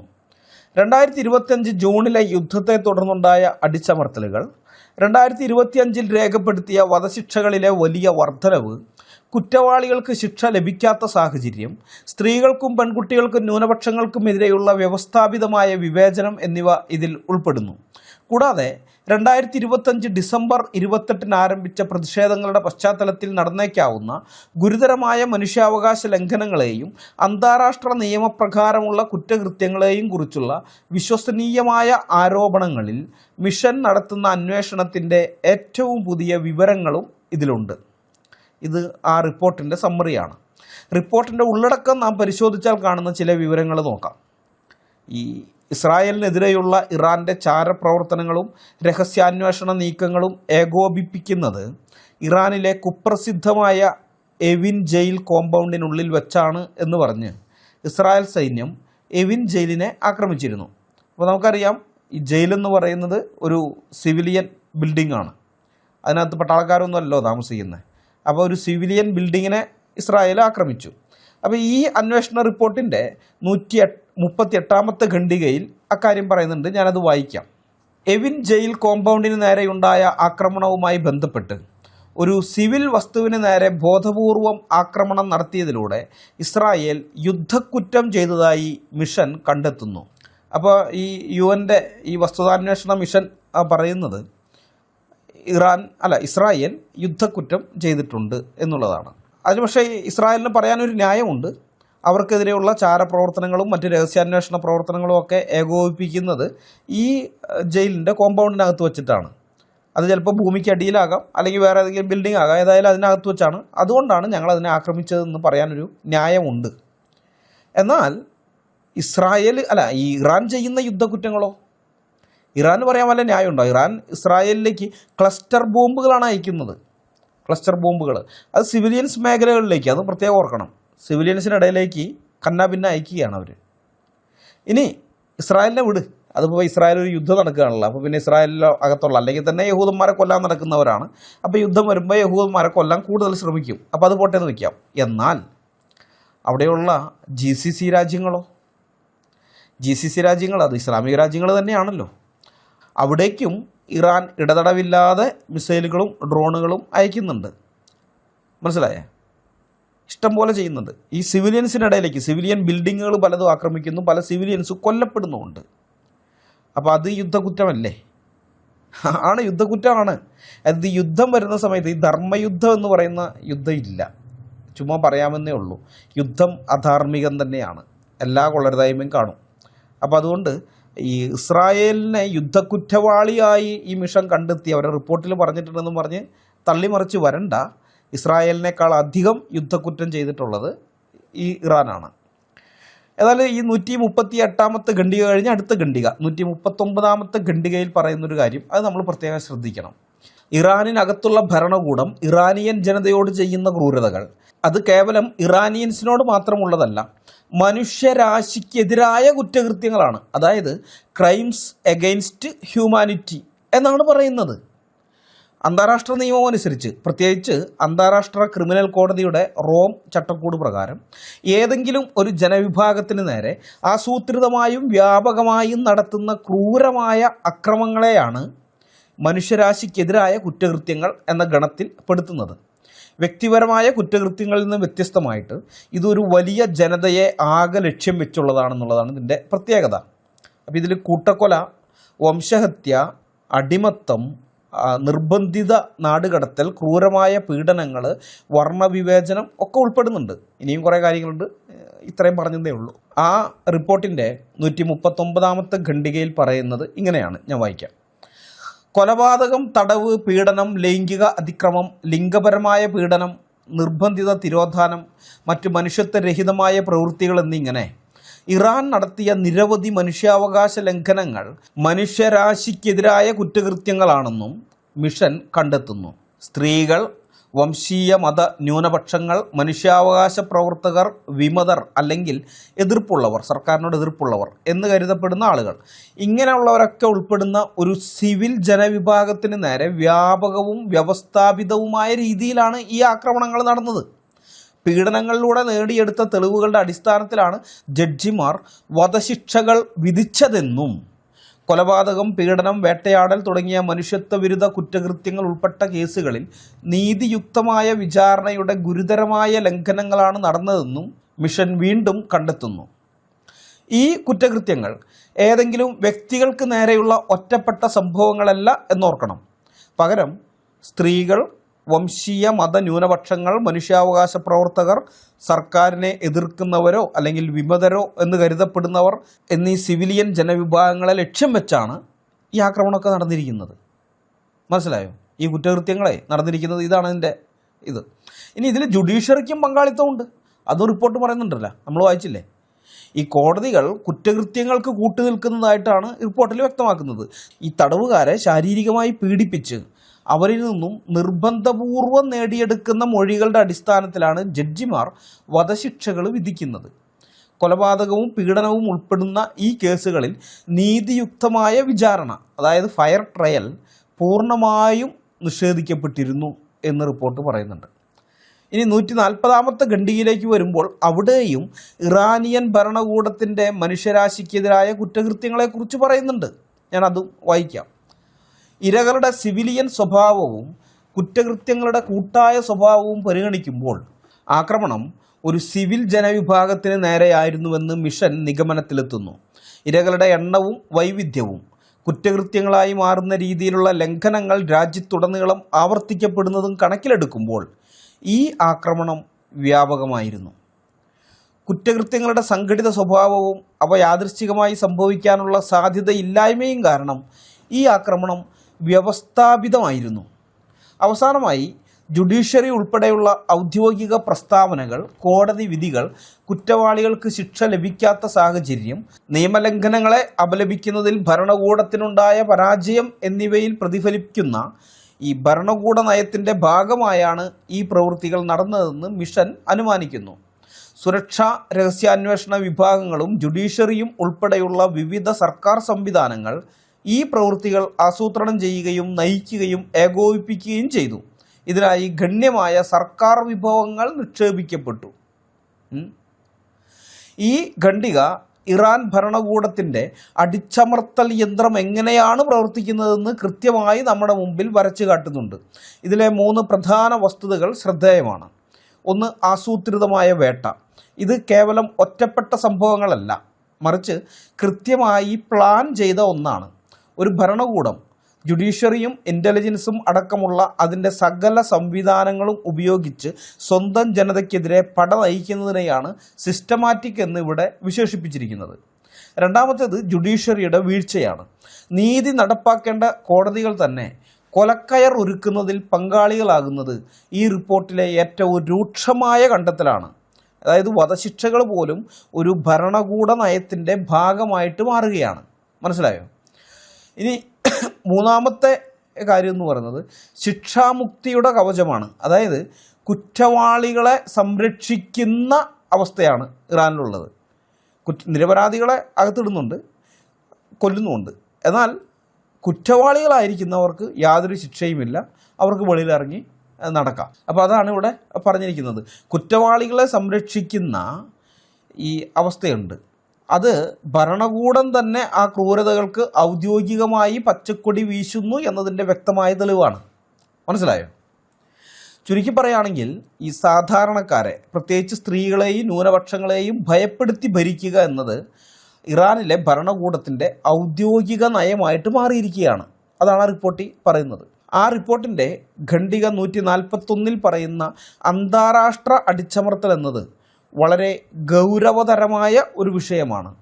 ഇറാൻ ഭരണകൂടം തങ്ങളുടെ അതിർത്തിക്കുള്ളിൽ മാത്രമല്ല, ലോകത്തിൻ്റെ ഏത് കോണിലിരുന്നും തങ്ങളെ വിമർശിക്കുന്നവരെ നിശബ്ദരാക്കാൻ ശ്രമിക്കുന്നു എന്നാണ് ഇതിനർത്ഥം. ആ ഭാഗം ഞാനൊന്ന് വായിക്കാം. അന്താരാഷ്ട്ര അടിച്ചമർത്തലുകളുടെ പശ്ചാത്തലത്തിൽ കണ്ടെത്തിയ ലംഘനങ്ങൾ മറ്റ് രാജ്യങ്ങളിലെ ആഭ്യന്തര നിയമ വ്യവസ്ഥകൾക്ക് കീഴിലുള്ള കുറ്റകൃത്യങ്ങളായി പരിഗണിക്കാവുന്നതാണ്. ഇതിന് ഉത്തരവാദികളായവർക്കെതിരെ അന്വേഷണം നടത്താനും അവരെ നിയമത്തിന് മുന്നിൽ കൊണ്ടുവരാനുള്ള ബാധ്യത ആ രാജ്യങ്ങൾക്കുണ്ട്. എന്താണ് ഈ അന്താരാഷ്ട്ര അടിച്ചമർത്തൽ അഥവാ ട്രാൻസ്നാഷണൽ റിപ്രഷൻ എന്ന് പറഞ്ഞാൽ എന്താണെന്നറിയാമോ? ചെറുതായിട്ട് വിശദീകരിച്ചു തരാം. സ്വന്തം രാജ്യത്തിന് പുറത്ത് കഴിയുന്ന പൗരന്മാരെയോ വിമർശകരെയോ വേട്ടയാടുന്ന രീതിയാണിത്. അത് പല രീതിയിലാണ് ചെയ്യുന്നത്. ഒന്ന്, ഈ വിദേശത്ത് താമസിക്കുന്ന ആക്ടിവിസ്റ്റുകളെയും പത്രപ്രവർത്തകരെയും ഡിജിറ്റൽ സംവിധാനങ്ങളിലൂടെ എപ്പോഴും നിരീക്ഷിച്ചു കൊണ്ടിരിക്കുക. രണ്ടാമത്തെ കാര്യം എന്ന് പറയുന്നത് വിദേശത്തുള്ള ആൾക്കാരുടെ, ഇങ്ങനെയുള്ളവരുടെ നാട്ടിലെ ബന്ധുക്കളെ ഉപദ്രവിക്കുമെന്നോ അല്ലെങ്കിൽ തടവിലാക്കുമെന്നോ കൊലപ്പെടുത്തുമെന്നോ ഒക്കെ ഭീഷണിപ്പെടുത്തുക. മൂന്നാമത്തേത് മറ്റു രാജ്യങ്ങളിൽ ചെന്ന് വിമർശകരെ തട്ടിക്കൊണ്ടുവരികയോ വധിക്കുകയോ ചെയ്യുക. ഇറാൻ ഭരണകൂടം വിദേശ രാജ്യങ്ങളിലുള്ള തങ്ങളുടെ വിമർശകർക്ക് നേരെ ഈ 3 കാര്യങ്ങളും ചെയ്യുന്നുണ്ടെന്നാണ് റിപ്പോർട്ടിൽ പറയുന്നത്. ഈ ഖണ്ഡിക, അതായത് 141, വളരെയധികം രാഷ്ട്രീയ പ്രാധാന്യമുള്ള ഒന്നാണ്. ഈ ഖണ്ഡികയിൽ മിഷൻ മുന്നോട്ട് വയ്ക്കുന്ന പ്രധാന വാദം എന്ന് പറയുന്നത് ഞാനൊന്ന് ചുരുക്കി പറയാം. ഈ ഇറാൻ്റെ വേട്ടയാടൽ മറ്റ് രാജ്യങ്ങളുടെ നിയമവ്യവസ്ഥയ്ക്ക് കീഴിലും കുറ്റകരമാണ്. അതുകൊണ്ട് തങ്ങളുടെ മണ്ണിൽ വെച്ച് ഇറാൻ ഇത്തരം നീക്കങ്ങൾ നടത്തിയാൽ അത് വെറുതെ വിടാൻ ആ രാജ്യങ്ങൾക്ക് കഴിയില്ല. അത്തരം കുറ്റകൃത്യങ്ങളിൽ ഏർപ്പെടുന്നവർക്കെതിരെ അന്വേഷണം നടത്താനും അവരെ നിയമത്തിന് മുന്നിൽ കൊണ്ടുവരാനും ആ രാജ്യങ്ങൾക്ക് നിയമപരമായ ബാധ്യതയുണ്ടെന്നാണ് കോടതി പറഞ്ഞത്. അതായത് ഇറാൻ മറ്റൊരു രാജ്യത്തെ പൗരനെയോ താമസക്കാരനെയോ ലക്ഷ്യം വയ്ക്കുന്നത് ആ രാജ്യത്തിൻ്റെ പരമാധികാരത്തിന്മേലുള്ള കടന്നുകയറ്റമായി കണക്കാക്കണം. മനസ്സിലായോ? അപ്പോൾ ചുരുക്കി പറഞ്ഞാൽ ഈ ഇറാൻ ഭരണകൂടത്തിൻ്റെ പീഡനമുറകൾക്ക് ഭൂമിശാസ്ത്രപരമായ അതിർത്തികളില്ല എന്നാണ് ഈ റിപ്പോർട്ട് നൽകുന്ന മുന്നറിയിപ്പ്. ലോകത്ത് എവിടെയായിരുന്നാലും വിമർശകരുടെ ശബ്ദം അടിച്ചമർത്താൻ ഇറാൻ ഭരണകൂടം സന്നദ്ധമാണ്. അതുകൊണ്ട് അന്താരാഷ്ട്ര നിയമങ്ങൾ ഉപയോഗിച്ച് ഇതിനെ നേരിടാൻ മറ്റ് രാജ്യങ്ങൾ തയ്യാറാകണമെന്നാണ് മിഷൻ ആവശ്യപ്പെടുന്നത്. ഈ റിപ്പോർട്ടിൽ ഇനിയും ഇതുപോലെയുള്ള ധാരാളം കാര്യങ്ങൾ പറയുന്നുണ്ട്. അതെല്ലാം വിശദീകരിക്കാൻ നിന്നാൽ വീഡിയോയുടെ ദൈർഘ്യം ഇനിയും കൂടുമെന്നുള്ളത് കൊണ്ട് ഞാനത് ഒഴിവാക്കുകയാണ്. എന്നാൽ നിങ്ങളത് ഡൗൺലോഡ് ചെയ്ത് വായിച്ചാൽ നന്നായിരിക്കും. ഇറാന് വേണ്ടി വാദിക്കാൻ നടക്കുന്നവരൊക്കെ, ഈ റിഡക്ഷോ മലയാളം അടക്കമുള്ള ആൾക്കാരൊക്കെ ഏത് തരത്തിൽപ്പെട്ട മനുഷ്യരാണ്, അല്ലെങ്കിൽ അവരെ മനുഷ്യരെന്ന് വിളിക്കാൻ പറ്റുമോ എന്ന സംശയമാണ്. അപ്പോൾ അങ്ങനെയുള്ള ആൾക്കാരാണ്, ഏത് തരത്തിൽപ്പെട്ട മനുഷ്യരാണെന്ന് മനസ്സിലാക്കാൻ നിങ്ങളെ ഇത് സഹായിക്കും. നിങ്ങൾ വായിച്ചു നോക്കുമ്പോൾ മനസ്സിലാവും ഈ റിഡക്ഷൻ മലയാളമൊക്കെ എത്രമാത്രം വൃത്തികെട്ട പണിയാണ് കാണിച്ചിരിക്കുന്നതെന്ന്. കാരണം ഇവിടെ റിഡക്ഷൻ മലയാളം പറയുന്നത് എന്താണ്? പ്രക്ഷോഭങ്ങളിൽ അറസ്റ്റ് ചെയ്യപ്പെട്ട സ്ത്രീകളെയും പുരുഷന്മാരെയും കുട്ടികളെയും വരെ ലൈംഗികമായി പീഡിപ്പിക്കുകയും കൊടിയ മർദ്ദനങ്ങൾക്കിരയാക്കുകയും ക്രെയിനുകളിൽ കെട്ടിത്തൂക്കി പരസ്യമായി വധശിക്ഷ നടപ്പിലാക്കുകയും ചെയ്തുകൊണ്ട് മനുഷ്യരാശിക്കെതിരായ കുറ്റകൃത്യങ്ങൾ ചെയ്ത ഇറാൻ ഭരണകൂടത്തെക്കുറിച്ച് റിഡക്ഷോ മലയാളം പറയുന്നത് ഖമേനിയുടെ സിസ്റ്റം കുറച്ച് ഇംപെർഫെക്റ്റ് ആണ്. ഖമേനിയുടെ സിസ്റ്റം, ആ ഭരണകൂടം കുറച്ച് ഇംപെർഫെക്റ്റ് ആണ്. പക്ഷേ അതിനേക്കാൾ വലിയ അപകടം എന്ന് പറയുന്നത് അമേരിക്കൻ മുതലാളിത്തമാണ്. ഇതാണ് റിഡക്ഷോ മലയാളത്തിൻ്റെ ന്യായം. എത്ര നിസ്സാരമായിട്ടാണ് അവർ ഖമനേയി ഭരണകൂടത്തിൻ്റെ ക്രൂരതകളെ അമേരിക്കൻ സാമ്രാജ്യത്വവുമായി താരതമ്യം ചെയ്തുകൊണ്ട് ലഘൂകരിക്കുന്നത്. സ്വന്തം ജനതയെ കൊന്നൊടുക്കുന്ന ഭരണകൂട ഭീകരതയെ കേവലം പെർഫെക്റ്റ് അല്ലാത്ത സിസ്റ്റം എന്ന് ഓമനപ്പേരിട്ട് വിളിക്കുകയാണ് റിഡക്ഷോ മലയാളം ചെയ്യുന്നത്. ലോകത്തെ എല്ലാ ഭരണകൂടങ്ങളും പെർഫെക്റ്റ് അല്ലാത്ത സിസ്റ്റമാണ്.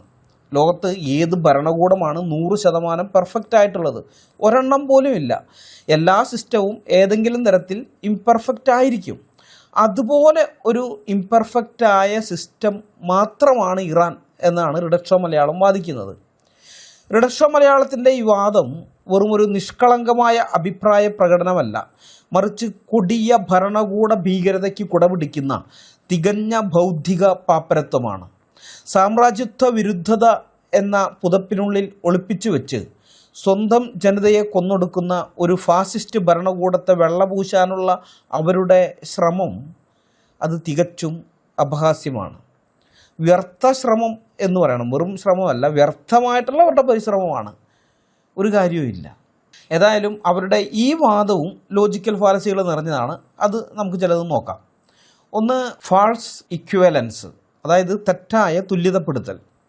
ഈ ലോകത്തെ എല്ലാ ഭരണകൂടങ്ങളും ഇംപെർഫെക്റ്റ് ആണ്, ഇറാനിലെ ഭരണകൂടവും അതുപോലെയേ ഉള്ളൂ എന്ന വാദം നല്ല ഒന്നാന്തരം ഈ ഫാൾസ് ഇക്വലൻസ് ആണ്. റോഡിലെ കുഴി അടയ്ക്കാത്ത ഒരു സർക്കാർ, അല്ലെങ്കിൽ ഗവൺമെൻറ് ആശുപത്രിയിൽ ആവശ്യത്തിന് സ്റ്റാഫുകളെ നിയമിക്കാത്ത ഒരു സർക്കാരും പ്രതിഷേധ പ്രകടനം നടത്തിയതിന് സ്വന്തം പൗരന്മാരെ പരസ്യമായി ക്രെയിനുകളിൽ കെട്ടിത്തൂക്കി കൊല്ലുന്ന ഒരു സർക്കാരും തമ്മിൽ അടിസ്ഥാനപരമായ വ്യത്യാസമുണ്ട്. ഒരു പോക്കറ്റടിക്കാരനെയും ഒരു സീരിയൽ കില്ലറിനെയും അടുത്തടുത്ത് നിർത്തി ഇവർ രണ്ടുപേരും നിയമം ലംഘിച്ചവരല്ലേ, നിയമം തെറ്റിച്ചവരാണല്ലോ, ആരാ പെർഫെക്റ്റ് ആയിട്ടുള്ളത് എന്ന് ചോദിക്കുന്നത് പോലെയുള്ള ബൗദ്ധിക അശ്ലീലമാണത്. മനസ്സിലായോ? തെറ്റുകളുടെ തീവ്രത ബോധപൂർവം മറച്ചു വെച്ചുകൊണ്ട് കൊടും ക്രൂരതയെ സാമാന്യവൽക്കരിക്കുകയാണ് ഇവിടെ ഇയാൾ ചെയ്തിരിക്കുന്നത്. മനസ്സിലായോ? ഇനി രണ്ടാമത്തെ ലോജിക്കൽ ഫാലസി വാട്ട് അബൌട്ടിസം എന്നതാണ്. ഒരു വാദഗതി ഉന്നയിക്കുമ്പോൾ അതിന് കൃത്യമായ മറുപടി നൽകുന്നതിന് പകരം മറ്റൊരു വിഷയത്തിലേക്ക് ശ്രദ്ധ തിരിച്ചുവിട്ട് രക്ഷപ്പെടാൻ ശ്രമിക്കുന്ന രീതിയാണ് വാട്ട് അബൌട്ടിസം. ഒരാൾ ഒരു വിമർശനം ഉന്നയിക്കുമ്പോൾ പ്രതിസ്ഥാനത്തുള്ള ആൾ, അല്ലെങ്കിൽ ആ പ്രതിസ്ഥാനത്തുള്ള ആൾക്കാരെ ന്യായീകരിക്കുന്ന ആളുകൾ, അവർ ആ വിമർശനത്തിൻ്റെ ശരിതെറ്റുകൾ ചർച്ച ചെയ്യുന്നതിന് പകരം അപ്പോൾ മറ്റവർ ചെയ്ത കാര്യമോ എന്ന ചോദ്യം ഉന്നയിക്കുകയായിരുന്നു. അപ്പോൾ ഇതിലൂടെ ചർച്ചയുടെ വിഷയം മാറുകയും യഥാർത്ഥ കുറ്റാരോപിതൻ ചർച്ചയിൽ നിന്ന് താൽക്കാലികമായിട്ട് രക്ഷപ്പെടുകയും ചെയ്യും. ലളിതമായി പറഞ്ഞാൽ ഒരു കുറ്റത്തെ മറ്റൊരു കുറ്റം കൊണ്ട് ന്യായീകരിക്കാൻ ശ്രമിക്കുന്ന ബൗദ്ധികമായ ഒളിച്ചോട്ടമാണ് ഇവർ ഈ ചെയ്തിരിക്കുന്നതായ കാര്യം. ഇറാൻ്റെ മനുഷ്യാവകാശ ലംഘനങ്ങളെക്കുറിച്ച് ചോദിക്കുമ്പോൾ അമേരിക്കയുടെ സാമ്രാജ്യത്വത്തെക്കുറിച്ച് സംസാരിക്കുന്നത് ഇതിന് നല്ല ഒരു ഉദാഹരണമാണ്. അമേരിക്കയുടെയോ മറ്റേതെങ്കിലും രാജ്യത്തിൻ്റെയോ തെറ്റുകൾ ഇറാൻ ഭരണകൂടത്തിന് സ്വന്തം ജനതയെ റേപ്പ് ചെയ്യാനും കൊല്ലാനുമുള്ള ലൈസൻസ് അല്ല. അത് റിഡക്ഷോ മലയാളം ഇനിയെങ്കിലും മനസ്സിലാക്കുക. അമേരിക്കയുടെ തെറ്റ് ഇറാൻ്റെ തെറ്റിനെ ശരിയാക്കുന്നില്ല. മനസ്സിലായോ? ഇറാനിലെ തെരുവുകളിൽ സ്ത്രീകളുടെയും കുട്ടികളുടെയും ചോര വീഴ്ത്തുന്നതിനെക്കുറിച്ച് സംസാരിക്കുമ്പോൾ വളരെ തന്ത്രപരമായി, പക്ഷേ അമേരിക്കൻ മുതലാളിത്തമാണ് വലിയ അപകടം കേട്ടോ എന്ന് പറഞ്ഞ് വിഷയത്തിൻ്റെ ഗതി തിരിച്ചു വിടുന്ന രീതിയാണ് ഈ വാട്ട് അബൌട്ടിസം എന്ന് പറയുന്നത്. ഇത്തരം ചർച്ചകളിൽ നിങ്ങളെപ്പോഴും ഓർത്തിരിക്കേണ്ട ഒരു കാര്യമുണ്ട്. ഒരാൾ ഈ വാട്ട് അബൌട്ടിസം പ്രയോഗിക്കുന്നുണ്ടെങ്കിൽ അതിൻ്റെ അർത്ഥം അയാൾക്ക് നേരെ ഉന്നയിക്കപ്പെട്ട ആരോപണത്തിന് അല്ലെങ്കിൽ അയാളോട് ചോദിച്ച ചോദ്യത്തിന് കൃത്യമായ മറുപടിയില്ല എന്നുള്ളത് കൊണ്ടാണ്. അതുകൊണ്ടാണ് അയാൾ ഈ വാട്ട് അബൌട്ടിസം ഉപയോഗിക്കുന്നത്. മൂന്നാമത്തെ ലോജിക്കൽ ഫാലസി യൂഫേമിസം എന്നതാണ്. ഈ യൂഫേമിസം എന്നത് യഥാർത്ഥത്തിൽ അതിൽ തന്നെ ഒരു ലോജിക്കൽ ഫാലസി അല്ല, അത് സ്വതന്ത്രമായിട്ട് നിലനിൽക്കുന്ന ഒരു ലോജിക്കൽ ഫാലസി അല്ല, മറിച്ച് ഈ വാദങ്ങളിൽ വഞ്ചനാപരമായ രീതിയിൽ ഉപയോഗിക്കുന്ന ഭാഷാപരമായ ഒരു തന്ത്രമാണ്. എന്നാൽ ഒരു ക്രൂരതയെ ലഘൂകരിക്കാനോ സത്യത്തെ മൂടിവെക്കാനോ ഇത് ഉപയോഗിക്കുമ്പോൾ അത് ഫാലസി ഓഫ് മിനിമൈസേഷൻ അല്ലെങ്കിൽ എക്യുവക്കേഷൻ ഇങ്ങനെയുള്ള ലോജിക്കൽ ഫാലസികളിലേക്ക് അത് നയിക്കും. മനസ്സിലായി? യൂഫേമിസം അതിൽ തന്നെ ഒരു ലോജിക്കൽ ഫാലസി അല്ല, പക്ഷെ അത് ഓട്ടോമാറ്റിക്കായിട്ട് വേറെ ലോജിക്കൽ ഫാലസിയിലേക്ക് നമ്മളെ കൊണ്ടുപോകും. ഇത് ഈ ക്രൂരമായ കുറ്റകൃത്യങ്ങളെ വളരെ നിസ്സാരമായ വാക്കുകൾ ഉപയോഗിച്ച് ലഘൂകരിക്കുന്ന രീതിയാണിത്, ഈ യൂഫെമിസം എന്ന് പറയുന്നത്. ക്രൂരമായിട്ടുള്ള അല്ലെങ്കിൽ മനുഷ്യനെ പെട്ടെന്ന് അംഗീകരിക്കാനോ ഒക്കെ ബുദ്ധിമുട്ടുള്ളതായ കാര്യങ്ങളെ കുറേ കൂടെ ലഘൂകരിച്ച് അവതരിപ്പിക്കുക എന്നുള്ളതാണ്. ഇറാനിയൻ ഭരണകൂടം നടത്തുന്ന മനുഷ്യരാശിക്കെതിരായ കുറ്റകൃത്യങ്ങളെയും കൊലപാതകം, തടവ്, പീഡനം, ലൈംഗികാതിക്രമം, ലിംഗപരമായ വിവേചനം, നിർബന്ധിതമായ തിരോധാനം എന്ന് വെച്ചാൽ തട്ടിക്കൊണ്ടുപോകൽ, പിന്നെ പരസ്യമായ വധശിക്ഷകൾ, മറ്റ് മനുഷ്യത്വരഹിതമായ പ്രവൃത്തികളെയൊക്കെ വെറും ഒരു ഇംപെർഫെക്റ്റ് സിസ്റ്റം എന്ന് ഓമനപ്പേരിട്ട് വിളിക്കുന്നത് അങ്ങേയറ്റം മനുഷ്യത്വരഹിതമാണ്. ഒരു ആൾക്ക് ക്യാൻസർ വന്നിരിക്കുന്നു, ക്യാൻസർ രോഗമാണ്, അയാൾക്കത് അറിഞ്ഞുകൂടാ. പക്ഷേ അയാൾ ഡോക്ടറെ കാണാൻ ചെല്ലുമ്പോൾ ഡോക്ടർ നോക്കിയിട്ട് പറയുകയാണ്, ഇത് വെറും ജലദോഷം മാത്രമേ ഉള്ളൂ, ഇതിന് ചികിത്സയൊന്നും വേണ്ട, വീട്ടിൽ പൊക്കോ എന്ന് പറഞ്ഞ് അയാളെ പറഞ്ഞു വിടുന്നത് എത്രമാത്രം ക്രൂരതയാണോ അതിനേക്കാൾ വലിയ ക്രൂരതയാണ് ഇവരീ കാണിക്കുന്നത്. ഫാസിസത്തെ അതിൻ്റെ യഥാർത്ഥ പേരിൽ വിളിക്കാൻ ഭയക്കുകയോ അല്ലെങ്കിൽ മനഃപൂർവ്വം അതിനെ മൂടിവെക്കാൻ ശ്രമിക്കുകയോ ആണ് റിഡക്ഷോ മലയാളം ഇവിടെ ചെയ്യുന്നത്. നാലാമത്തെ ലോജിക്കൽ ഫാലസി സ്ട്രോമാൻ ആർഗ്യുമെൻ്റ് ആണ്. അതെന്താണ് നമ്മൾ നേരത്തെ കണ്ടിരുന്നു. എതിരാളികൾ ഉന്നയിക്കാത്തൊരു വാദം സ്വയം ഉണ്ടാക്കിയിട്ട് അതിനെ ഖണ്ഡിക്കുക. ഇപ്പോൾ ഏത് ഭരണകൂടമാണ് 100% പെർഫെക്റ്റ് ആയിട്ടുള്ളത് എന്ന ചോദ്യം ഇതിൻ്റെ നല്ല ഒരു ഉദാഹരണമാണ്. ഇറാനിയൻ ഗവൺമെൻറ്റിനെ വിമർശിക്കുന്നവർ ലോകത്തിലെ മറ്റ് ഭരണകൂടങ്ങളെല്ലാം 100% പെർഫെക്റ്റ് ആണെന്നോ ആകണമെന്നോ വാദിക്കുന്നുണ്ടോ? ഒരിക്കലുമില്ല. അങ്ങനൊരു വാദം ആർക്കുമില്ല. മറ്റ് ഭരണകൂടങ്ങളുടെ കാര്യമേ അവർ പറയുന്നില്ല. പകരം ഇറാനിലെ ജനങ്ങളെ ഭരണകൂടം കൊന്നൊടുക്കരുത്, അവരെ പീഡിപ്പിക്കരുത്, അവരെ തെരുവുകളിൽ അവരുടെ കണ്ണുകളിലേക്ക് നിങ്ങൾ വെടിയുണ്ട വായിക്കരുത്, റബ്ബർ ബുള്ളറ്റ് വായിക്കരുത്, അവരെ ക്രെയിനുകളിൽ കെട്ടിത്തൂക്കരുത്, അവിടെ 8, 9, 10 വയസ്സുള്ള പെൺകുട്ടികളെ വിവാഹം കഴിപ്പിച്ച് കൊടുക്കരുത്. ഇങ്ങനെയുള്ള കാര്യങ്ങൾ മാത്രമാണ് അവർ ആവശ്യപ്പെടുന്നത്. ഒരു ഭരണകൂടം 100% പെർഫെക്റ്റ് അല്ലാത്തതും സ്വന്തം ജനതയുടെ മേൽ കൊടിയ യുദ്ധം പ്രഖ്യാപിക്കുന്നതും തമ്മിൽ അജഗജ അന്തരമുണ്ട്. ഇത് രണ്ടാണ്. ചുരുക്കി പറഞ്ഞാൽ ഈ സാമ്രാജ്യത്വത്തെ എതിർക്കാൻ ഏതൊരു കൊടിയ വർഗീയ ഫാസിസ്റ്റ് ഭരണകൂടത്തിനും പാദസേവ ചെയ്യാം എന്ന ഇടുങ്ങിയ ചിന്താഗതിയിൽ നിന്നാണ് റിഡക്ഷോ മലയാളത്തിൻ്റെ ഇത്തരം ന്യായീകരണങ്ങൾ ഉണ്ടാകുന്നത്. ഈ വാദങ്ങളിലെ യുക്തിരാഹിത്യവും പൊള്ളത്തരവും നമ്മൾ വലിച്ചു കീറുമ്പോൾ മനുഷ്യത്വത്തെക്കാൾ വലുതായി അവർ കാണുന്നത് തങ്ങളുടെ കേവലമായ രാഷ്ട്രീയ അന്ധതകളെയാണെന്ന് നമുക്ക് വളരെ വ്യക്തമായിട്ട് മനസ്സിലാക്കാൻ പറ്റും. അതിൻ്റെ ആഴങ്ങളിലേക്ക് ഇറങ്ങിച്ചെന്ന് പരിശോധിക്കുമ്പോഴാണ് നമുക്കത് മനസ്സിലാവുക. ഇനി റിഡക്ഷ മലയാളത്തിൻ്റെ മറ്റൊരു വിചിത്രവാദം നമുക്ക് നോക്കാം. അമേരിക്കയിലെയും ഓസ്ട്രേലിയയിലെയും ന്യൂസിലാൻഡിലെയും തദ്ദേശീയരെ പാടെ ഇല്ലാതാക്കിയത് യൂറോപ്യൻ സാമ്രാജ്യത്വമാണെന്നും അതുകൊണ്ട് തന്നെ ഒരു അടിച്ചമർത്തൽ ഭരണകൂടത്തെക്കാൾ മനുഷ്യർക്കും സ്ത്രീ സ്വാതന്ത്ര്യത്തിനും ഭീഷണി സാമ്രാജ്യത്വമാണെന്നുമാണ് റിഡക്ഷ മലയാളം പറയുന്നത്. എന്നിട്ട് ചോദിക്കുകയാണ്, ഇന്ത്യയിൽ പ്രശ്നങ്ങളില്ലേ? ഇന്ത്യയിലെ പല പല പ്രശ്നങ്ങളൊക്കെ ഉണ്ടല്ലോ. അതുപോലെ അമേരിക്കയിലും ചില തദ്ദേശീയർക്കിടയിലും ചില പ്രശ്നങ്ങളൊക്കെ ഉണ്ടായിരുന്നു എന്നാണ് പറയുന്നത്. അപ്പോൾ അതിന് സാമ്രാജ്യത്വം വന്നങ്ങനെ അവരെ ഇല്ലാതാക്കുക, അടിച്ചമർത്തുക ചെയ്യേണ്ട കാര്യമില്ലായിരുന്നു എന്നുള്ളത്. ഇതും ഒരു ക്ലാസിക് വാട്ട് എബൌട്ടിസമാണ്. സ്വന്തം വാദത്തിൻ്റെ പൊള്ളത്തരം തുറന്നു കാട്ടപ്പെടുമ്പോൾ മറ്റുള്ളവരും ഇത് ചെയ്തിട്ടില്ലേ എന്ന് ചോദിച്ച് വിഷയം വഴിതിരിച്ചുവിടുന്ന തന്ത്രമാണിത്. അടുത്ത ലോജിക്കൽ ഫാലസി എന്ന് പറയുന്നത് ഈ ബ്ലാക്ക് ഓർ വൈറ്റ് ഫാലസി എന്നുള്ളതാണ്. അതായത് ചർച്ചയിൽ മറ്റ് നിരവധി സാധ്യതകൾ നിലനിൽക്കുമ്പോഴും വെറും 2 ഓപ്ഷനുകൾ മാത്രമേ ഉള്ളൂ എന്ന് വരുത്തി തീർക്കുകയും അതിൽ ഒരെണ്ണം തിരഞ്ഞെടുക്കാൻ നിർബന്ധിക്കുകയും ചെയ്യുന്ന ഫാലസിയാണിത്. സാമ്രാജ്യത്വമാണോ അതോ അടിച്ചമർത്തുന്ന ഭരണകൂടമാണോ വലിയ ശത്രു എന്നുള്ള ചോദ്യം ഈ ഫാലസിക്ക് നല്ലൊരു ഉദാഹരണമാണ്. ഇവിടെ നിർമ്മിക്കപ്പെടുന്ന ഒരു ദ്വന്ദ്വമുണ്ട്. അതെന്താണെന്ന് വെച്ചാൽ, ഒന്നെങ്കിൽ നിങ്ങൾ സാമ്രാജ്യത്വത്തെ എതിർക്കാൻ വേണ്ടി ഇറാൻ ഭരണകൂടത്തിൻ്റെ കൂടെ നിൽക്കണം, അല്ലെങ്കിൽ നിങ്ങൾ സാമ്രാജ്യത്വത്തിന് അനുകൂലമായി സംസാരിക്കുന്ന ലിബറൽ ആങ്ങളെയാകണം. അതായത് ഈ ജിഹാദികൾ പറയാറില്ലേ, പർദ്ദ അല്ലെങ്കിൽ ബിക്കിനി, ആ ലൈനാണിത്. ഈ പർദ്ദയ്ക്കും ബിക്കിനിക്കും ഇടയിലുള്ള വസ്ത്രങ്ങളെക്കുറിച്ച് ഇവർക്ക് അറിഞ്ഞുകൂടാ. അങ്ങനെ ഒരു സംഗതിയും അങ്ങനെ അല്ല. ഒന്നീ പർദ്ദ ധരിക്കുന്നത് ശരിയല്ല എന്ന് ആരെല്ലാം പറഞ്ഞാൽ, എന്നാൽ നിൻ്റെ വീട്ടുകാരെ ബിക്കിനി ധരിപ്പിച്ചോളാം, നിൻ്റെ ഭാര്യനെ, നിൻ്റെ പെങ്ങളെ, നിൻ്റെ അമ്മേനെയൊക്കെ നീ ബിക്കിനി ധരിപ്പിക്കുക എന്ന് പറയും അവർ. അതിനിടയിൽ മറ്റു വസ്ത്രങ്ങളുള്ള അതിനെപ്പറ്റി ഇവർ അറിയില്ല, അത് അതിനെപ്പറ്റി മിണ്ടില്ല. ഒന്നെങ്കിൽ പർദ്ദ അല്ലെങ്കിൽ ബിക്കിനി. അത് തന്നെയാണ് ഈ ലൈനിലൂടെ. മനസ്സിലായ? റിഡക്ഷ മലയാളം എടുക്കുന്നത് അത് തന്നെയാണ്. അമേരിക്കൻ സാമ്രാജ്യത്വത്തെയും ഇറാനിലെ മനുഷ്യാവകാശ ലംഘനങ്ങളെയും ഒരേ സമയം എതിർക്കുക എന്ന മൂന്നാമതൊരു സാധ്യത ഇവിടെ ബോധപൂർവം റിഡക്ഷ മലയാളം മറച്ചു വയ്ക്കുകയാണ്.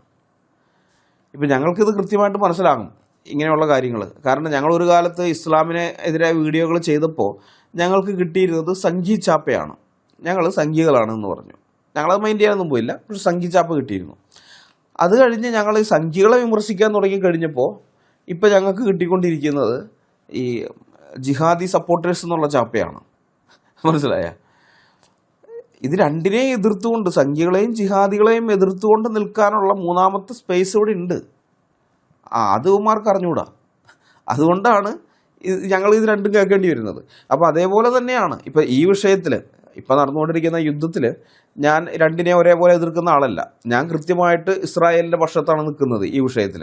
കാരണം ഇസ്രായേലിന് റൈറ്റ് ടു എക്സിസ്റ്റൻസ് എന്ന് പറയുന്ന ഒന്നുണ്ട്, നിലനിൽക്കാനുള്ള അവകാശം. അത് ഇസ്രായേലിനുണ്ട്, യഹൂദന്മാർക്കുണ്ട്. അല്ലെങ്കിൽ ഇസ്രായേലിലുള്ള മുസ്ലിങ്ങളും ക്രിസ്ത്യാനികളും യഹൂദന്മാരും ബഹായികളും ഡ്രൂസുകളുമായ എല്ലാവർക്കും ഉണ്ട് ഈ ഭൂമിയിൽ ജീവിക്കാൻ. അവരെ കൊല്ലുമെന്നും പറഞ്ഞുകൊണ്ട്, ഇസ്രായേലിനെ ഞങ്ങൾ ഇല്ലാതാക്കും എന്നും പറഞ്ഞുകൊണ്ട് ആരംഭം മുതലുള്ളതാണ് അവരുടെ പ്രഖ്യാപിത നയമാണ്, ഇറാൻ്റെ പ്രഖ്യാപിത നയമാണ്.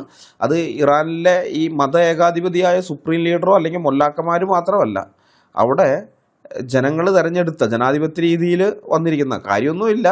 ജനാധിപത്യ രീതിയിൽ ഭരണാധികാരി വന്നെന്ന് പറഞ്ഞാലും മൊല്ലമാരാണ് അവസാന വാക്ക്, അത് വേറെ കാര്യം.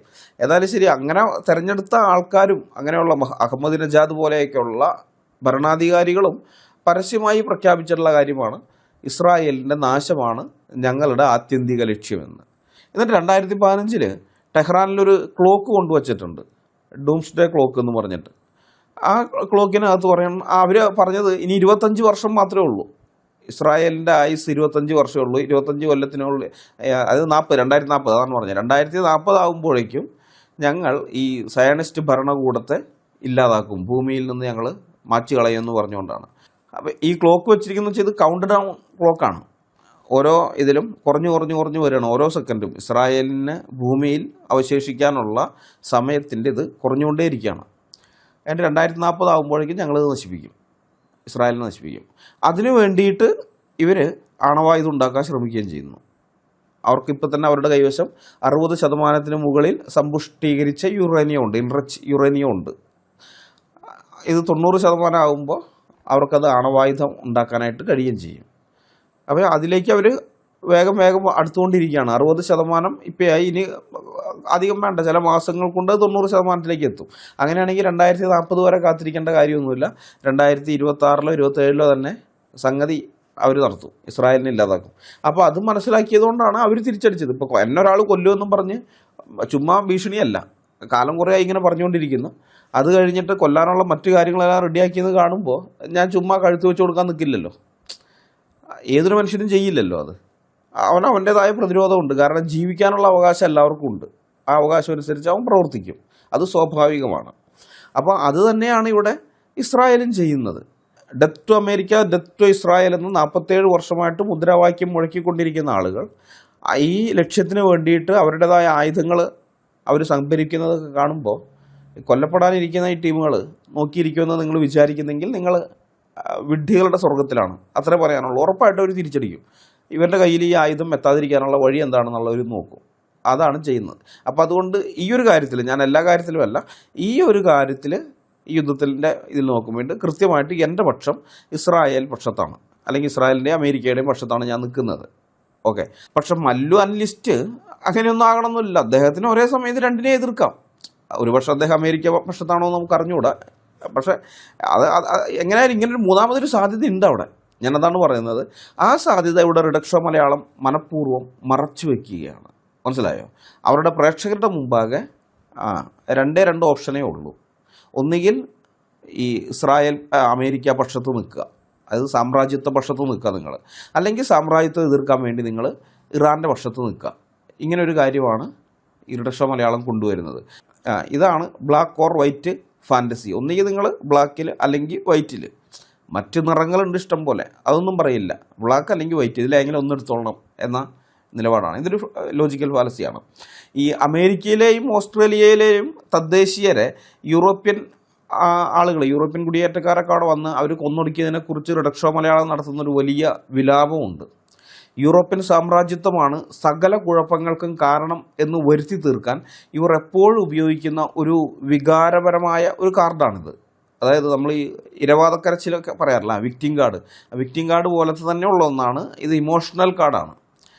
എന്നാൽ ഈ ലിബറൽ ബുദ്ധിജീവികൾ ഇവിടെ മറച്ചു വയ്ക്കുന്ന, പ്രേക്ഷകരിൽ നിന്ന് മറച്ചു വയ്ക്കുന്ന ചരിത്രത്തിൻ്റെ മറ്റൊരു വശമുണ്ട്. അതിനെപ്പറ്റി ഇവർ ഒരിക്കലും മിണ്ടുകയില്ല.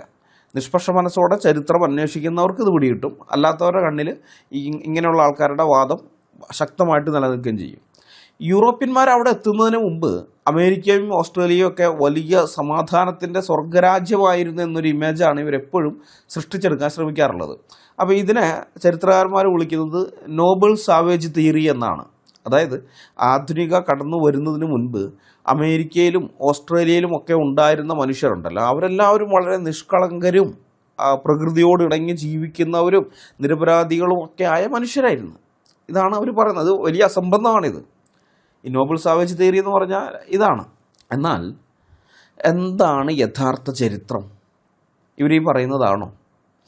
യൂറോപ്യന്മാർ അമേരിക്കൻ ഭൂഖണ്ഡത്തിലെത്തുമ്പോൾ അവിടെയുണ്ടായിരുന്ന ആസ്റ്റെക്, മായൻ, ഇൻക, ഈ പ്രധാനപ്പെട്ട 3 സാമ്രാജ്യങ്ങൾ അവിടെ ഉണ്ടായിരുന്നു.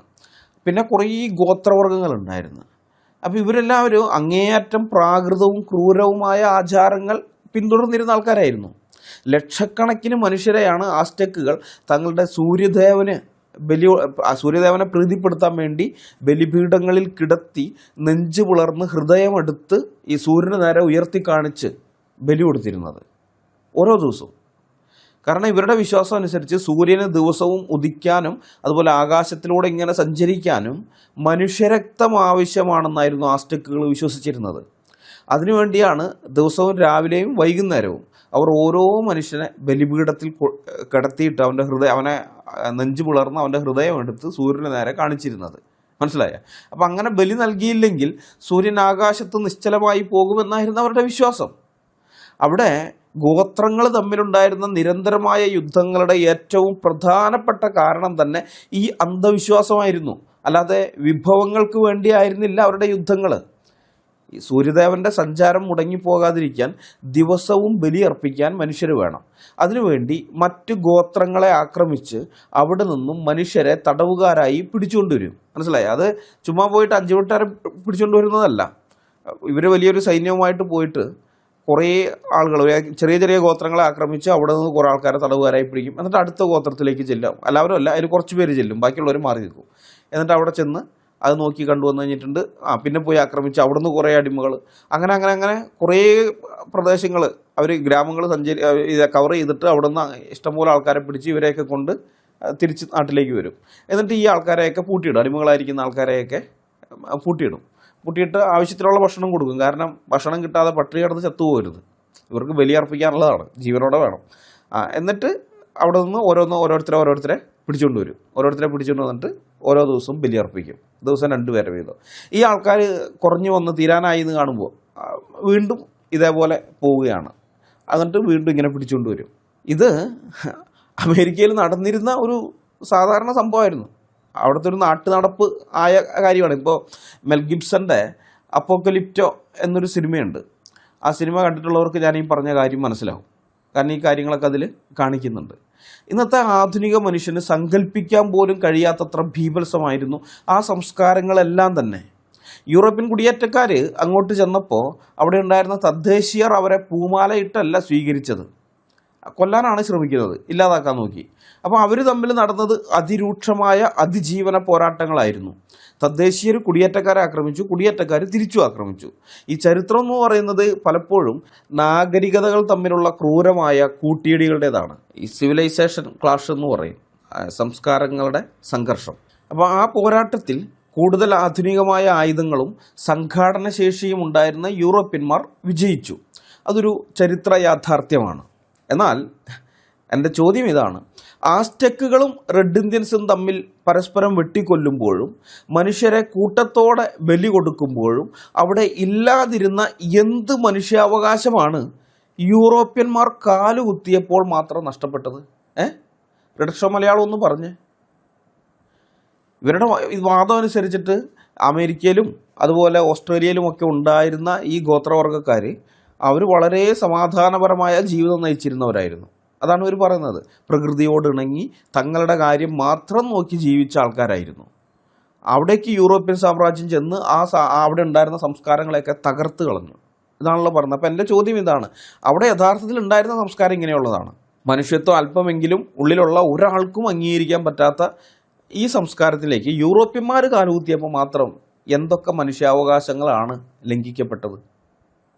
ഒരുപക്ഷെ ആ പോരാട്ടത്തിൽ യൂറോപ്യന്മാർ പരാജയപ്പെട്ടിരുന്നെങ്കിൽ ഇന്നത്തെ നോർത്ത് അമേരിക്കയും ഓസ്ട്രേലിയയും ഒക്കെ ഇപ്പോഴും പരസ്പരം വെട്ടിക്കൊല്ലുന്ന പ്രാകൃത ഗോത്രവർഗ്ഗങ്ങളുടെ കാടുകളായി തന്നെ അവശേഷിക്കുമായിരുന്നു. ഇന്നും അവിടെ നരബലികൾ നിർബാധം നടക്കുമായിരുന്നു. ഈ 100 കൊല്ലത്തിനിടയിൽ കോടിക്കണക്കിന് മനുഷ്യർ അവിടെ അന്യായമായി കൊല്ലപ്പെടുമായിരുന്നു. അതൊന്നും നിങ്ങൾ മറക്കാതെ പോകരുത്. മനസ്സിലായോ? ഇങ്ങനെയൊക്കെയുള്ള വസ്തുത എൻ്റെ പുറകിൽ ഉണ്ട്. ഇവർ പറയുന്നതൊന്നും അല്ല കാര്യങ്ങൾ. ഈ യൂറോപ്യൻ അധിനിവേശം അവിടെ ഉണ്ടായിരുന്ന പഴയ സംസ്കാരങ്ങളെ നശിപ്പിച്ചു എന്നത് സത്യമാണ്. അത് നശിപ്പിക്കപ്പെടേണ്ട സംസ്കാരങ്ങൾ തന്നെയായിരുന്നു എന്നുള്ളതും നിങ്ങൾ മറക്കരുത്. എന്നാൽ അതിനേക്കാൾ പ്രധാനമായിട്ട് മറ്റൊരു കാര്യമുണ്ട്. ആ നാശത്തിൽ നിന്നും അവിടെ ഉയർന്നു വന്നത് എന്താണെന്നുള്ളത് കൂടി നമ്മൾ നോക്കണം. ജൂതയ ക്രിസ്ത്യൻ മൂല്യങ്ങളുടെയും യൂറോപ്യൻ നവോത്ഥാനത്തിൻ്റെയും അടിത്തറയിൽ കെട്ടിപ്പടുത്ത ലോകത്തിലെ ഏറ്റവും മികച്ച ആധുനിക ജനാധിപത്യ രാഷ്ട്രങ്ങളാണ് അവിടെ ഉയർന്നു വന്നത്. വ്യക്തി സ്വാതന്ത്ര്യം, മനുഷ്യാവകാശം, സമത്വം, നിയമവാഴ്ച, ശാസ്ത്രീയ പുരോഗതി എന്നിങ്ങനെ ഇന്ന് നമ്മൾ അനുഭവിക്കുന്ന ആധുനികതയുടെ സകല നേട്ടങ്ങളും അവിടെ ഉയർന്നു വന്ന പുതിയ നാഗരികതയുടെ സംഭാവനകളാണ്. പഴയ പ്രാകൃത സംസ്കാരങ്ങൾ നശിപ്പിക്കപ്പെടുകയും അവിടുത്തെ ജനങ്ങൾ ആധുനികതയിലേക്ക് ലയിച്ചു ചേരുകയും ചെയ്തതുകൊണ്ടാണ് അമേരിക്കയും കാനഡയും ഓസ്ട്രേലിയയും ന്യൂസിലാൻഡും ഒക്കെ ഇന്ന് ലോകത്തിലെ ഏറ്റവും ഉയർന്ന ജീവിത നിലവാരമുള്ള രാജ്യങ്ങളായി മാറിയിരിക്കുന്നത്. അതും മറക്കരുത്. ഇവിടെയാണ് ഈ ലിബറൽ ബുദ്ധിജീവികളുടെ ഏറ്റവും വലിയ കാപഠ്യം കിടക്കുന്നത്. പാശ്ചാത്യ സാമ്രാജ്യത്വവും മുതലാളിത്തവുമാണ് ലോകത്തിലെ ഏറ്റവും വലിയ തിന്മ എന്ന് ക്യാമറയ്ക്ക് മുന്നിലിരുന്ന് പ്രസംഗിക്കുന്ന ഇവർക്ക് ജീവിക്കാൻ ഏറ്റവും ഇഷ്ടം ഈ പറയുന്ന അമേരിക്കയോ കാനഡയോ യൂറോപ്പോ ഒക്കെയാണ്. എന്തുകൊണ്ട് ഇവർ ഇറാനിലേക്കോ അല്ലെങ്കിൽ ആധുനിക കടന്നു ചെന്നിട്ടില്ലാത്ത ഏതെങ്കിലും ആഫ്രിക്കൻ ഗോത്രങ്ങൾക്കിടയിലോ പോയി ജീവിക്കുന്നില്ല? പ്രകൃതിയോടിണങ്ങി ജീവിക്കണമെങ്കിൽ ആഫ്രിക്കൻ ഗോത്രങ്ങൾക്കിടയിൽ പോയി ജീവിക്കണ്ടേ ഇപ്പോഴും? അല്ലെങ്കിൽ നമ്മുടെ വേറെ ഒന്നും പോണ്ടേ, ആൻഡമാനിൽ തന്നെ ഉണ്ടല്ലോ. അപ്പം അങ്ങനെയുള്ളടത്തൊക്കെ പോയി ജീവിക്കുകയില്ല. കാരണം ഇവർക്ക് യൂട്യൂബ് വീഡിയോ ചെയ്യാനും ഫെമിനിസം പ്രസംഗിക്കാനുമുള്ള അഭിപ്രായ സ്വാതന്ത്ര്യവും സുരക്ഷിതത്വവും നൽകുന്നത് ഇവർ തെറി വിളിക്കുന്ന ഈ പാശ്ചാത്യ നാഗരികതയാണ്, അല്ലെങ്കിൽ അമേരിക്കൻ മുതലാളിത്തമാണ്, അല്ലെങ്കിൽ സാമ്രാജ്യത്വമാണ്. അല്ലാതെ ഇവർ പിന്തുണയ്ക്കുന്ന ഖമനേയുടെ ഇസ്ലാമിക് റിപ്പബ്ലിക്കോ പ്രാകൃത ഗോത്രങ്ങളോ അല്ല. അത് തന്നെയാണ് ഇതിൻ്റെ കാരണം. യൂറോപ്യൻ കോളനി വാഴ്ചക്കാലത്ത് അമേരിക്കയിലും ഓസ്ട്രേലിയയിലും തദ്ദേശീയർക്കെതിരെ നടന്നത് ക്രൂരമായ കാര്യങ്ങൾ തന്നെയാണ്. അതിലാർക്കും തർക്കമൊന്നുമില്ല. ചരിത്രം അത് കൃത്യമായിട്ട് രേഖപ്പെടുത്തിയിട്ടുണ്ട്.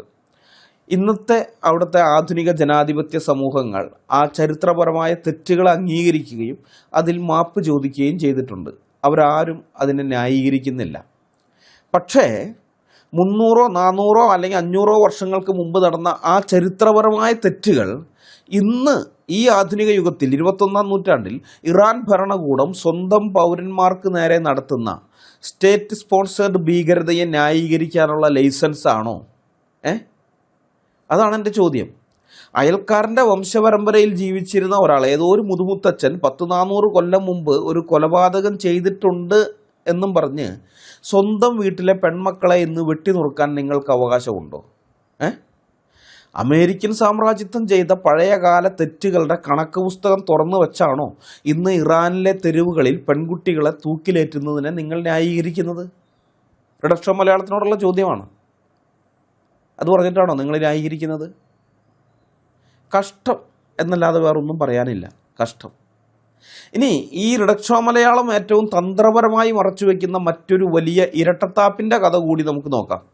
ഈ അമേരിക്കയുടെയും യൂറോപ്പിൻ്റെയും സാമ്രാജ്യത്വത്തെയും മുതലാളിത്തത്തെയും കുറ്റം പറയുന്ന റിഡക്ഷോ മലയാളം സപ്പോർട്ട് ചെയ്യുന്നത് ഇറാനിയൻ ഭരണകൂടത്തെയാണല്ലോ. ഇറാനിയൻ ഭരണാധികാരികൾ യഥാർത്ഥത്തിൽ ആരാണ്? അവർ കേവലം രാഷ്ട്രീയക്കാരോ മതപണ്ഡിതന്മാരോ മാത്രമല്ല, ലോകത്തിലെ തന്നെ ഏറ്റവും വലിയ സഹസ്രകോടീശ്വരന്മാർ കൂടിയാണ്. അവർ ബില്യണേഴ്സാണ്. മനസ്സിലായോ? അമേരിക്കൻ സാമ്രാജ്യത്തിനെതിരെ പോരാടുന്ന പോരാളികളായി ഖമേനിയെയും കൂട്ടരെയും ചിത്രീകരിക്കുന്ന റിഡക്ഷോ മലയാളം എക്സിക്യൂഷൻ ഓഫ് ഇമാം ഖമേനീസ് ഓർഡർ, അല്ലെങ്കിൽ എയ്ക്കോ എന്ന് ഇംഗ്ലീഷിൽ പറയുന്ന, അല്ലെങ്കിൽ പേർഷ്യൻ ഭാഷയിൽ സെദാദ് എന്ന് വിളിക്കുന്ന ഇറാനിലെ പരമോന്നത നേതാവിൻ്റെ നേരിട്ടുള്ള നിയന്ത്രണത്തിൽ പ്രവർത്തിക്കുന്ന അതിഭീമമായ അർദ്ധ സർക്കാർ സാമ്പത്തിക സാമ്രാജ്യത്വത്തെപ്പറ്റി എന്താണ് ഒരക്ഷരം മിണ്ടാത്തത്? ഇപ്പോൾ ഇറാൻ്റെ വിമർശകരോട് നിങ്ങൾ ചോദിക്കുന്ന സ്ഥിരം ചോദ്യം എന്തുകൊണ്ട് അമേരിക്കൻ സാമ്രാജ്യത്തെ പറ്റി മിണ്ടുന്നില്ല എന്നല്ലേ? അതേ ചോദ്യം റിഡക്ഷോ മലയാളത്തിൽ ഞാൻ തിരിച്ചു ചോദിക്കുകയാണ്.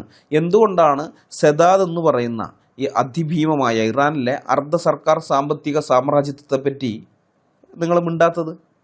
1979 ഇസ്ലാമിക വിപ്ലവത്തിന് ശേഷം ഉപേക്ഷിക്കപ്പെട്ട വസ്തുക്കൾ കൈകാര്യം ചെയ്യാൻ എന്ന പേരിൽ രൂപീകരിക്കപ്പെട്ട ഈ സംഘം ഇന്ന് ഇറാൻ്റെ സമ്പദ് വ്യവസ്ഥയെ തന്നെ ഗ്രസിച്ചു നിൽക്കുന്ന ഒരു സമാന്തര സമ്പദ് വ്യവസ്ഥയാണ്. ഇതിനെക്കുറിച്ച് ഞാൻ ചെറുതായിട്ടൊന്ന് പറയാം. എൻ്റെ ചരിത്രം 1989 ഏപ്രിൽ 26 ഇറാൻ്റെ ആദ്യത്തെ പരമോന്നത നേതാവായ ആയത്തുള്ള റൂഹല്ല ഖൊമേനിയാണ് ഇത് സ്ഥാപിച്ചത്. അയാൾ ചാകുന്നതിന് കേവലം 1 മാസം മുമ്പ് പുറത്തിറക്കിയ 2 ഖണ്ഡികകൾ മാത്രമുള്ള ഒരു ഉത്തരവിലൂടെയായിരുന്നു ഈ സദാദ് എന്ന് പറയുന്ന ഇതിൻ്റെ ജനനം. 1979 വിപ്ലവത്തിന് ശേഷം രാജ്യം വിട്ടുപോയവരുടെയും രാഷ്ട്രീയ എതിരാളികളുടെയും മുൻ ഭരണകൂടവുമായി ബന്ധമുള്ളവരുടെയും അതുപോലെ തന്നെ കമ്മ്യൂണിസ്റ്റുകാർ പോലെയൊക്കെ ഇവർ കൊന്നുകളഞ്ഞ കുറേ പേരുണ്ട്. 10,000-കണക്കിന് കമ്മ്യൂണിസ്റ്റുകാരെ കൊന്നിട്ടുണ്ട്. അപ്പോൾ അങ്ങനെ കൊല്ലപ്പെട്ട അത്തരം രാഷ്ട്രീയ എതിരാളികളുടെ, പിന്നെ ഉപേക്ഷിക്കപ്പെട്ട അല്ലെങ്കിൽ കണ്ടുകെട്ടിയതായ കോടതിയുടെ സഹായത്താൽ ഇവർ കണ്ടുകെട്ടിയതായ സ്വത്തുക്കളുണ്ട്. അപ്പോൾ ഇത്തരം സ്വത്തുക്കൾ കൈകാര്യം ചെയ്യുകയോ വിൽക്കുകയോ ചെയ്യുക എന്നതായിരുന്നു ഈ സദാദിൻ്റെ പ്രാഥമികമായ ലക്ഷ്യം. അതിനു വേണ്ടിയിട്ടാണിത് രൂപീകരിക്കുന്നത്. നിയമവിരുദ്ധമായി സമ്പാദിച്ച സ്വത്തുക്കൾ കണ്ടുകെട്ടാൻ സർക്കാരിന് അധികാരം നൽകുന്ന ഇറാനിയൻ ഭരണഘടനയിലെ 49ാം അനുച്ഛേദം ഇതിനായിട്ട് അവർ ഉപയോഗിച്ചു. ഈ റോഹല്ല ഖൊമൈനിക്ക് ശേഷം അധികാരത്തിൽ വന്ന പരമോന്നത നേതാവുണ്ടല്ലോ അലി ഖമനേയി, ഇപ്പോൾ അമേരിക്കയും ഇസ്രായേലും കൂടി മാളത്തിനകത്തിട്ട് കൊന്നുകളഞ്ഞ ആൾ, അലി ഖമനേയിയുടെ ഭരണകാലത്താണ് സെദാദ് സങ്കല്പിക്കാനാവാത്ത വിധം വളർന്നത്.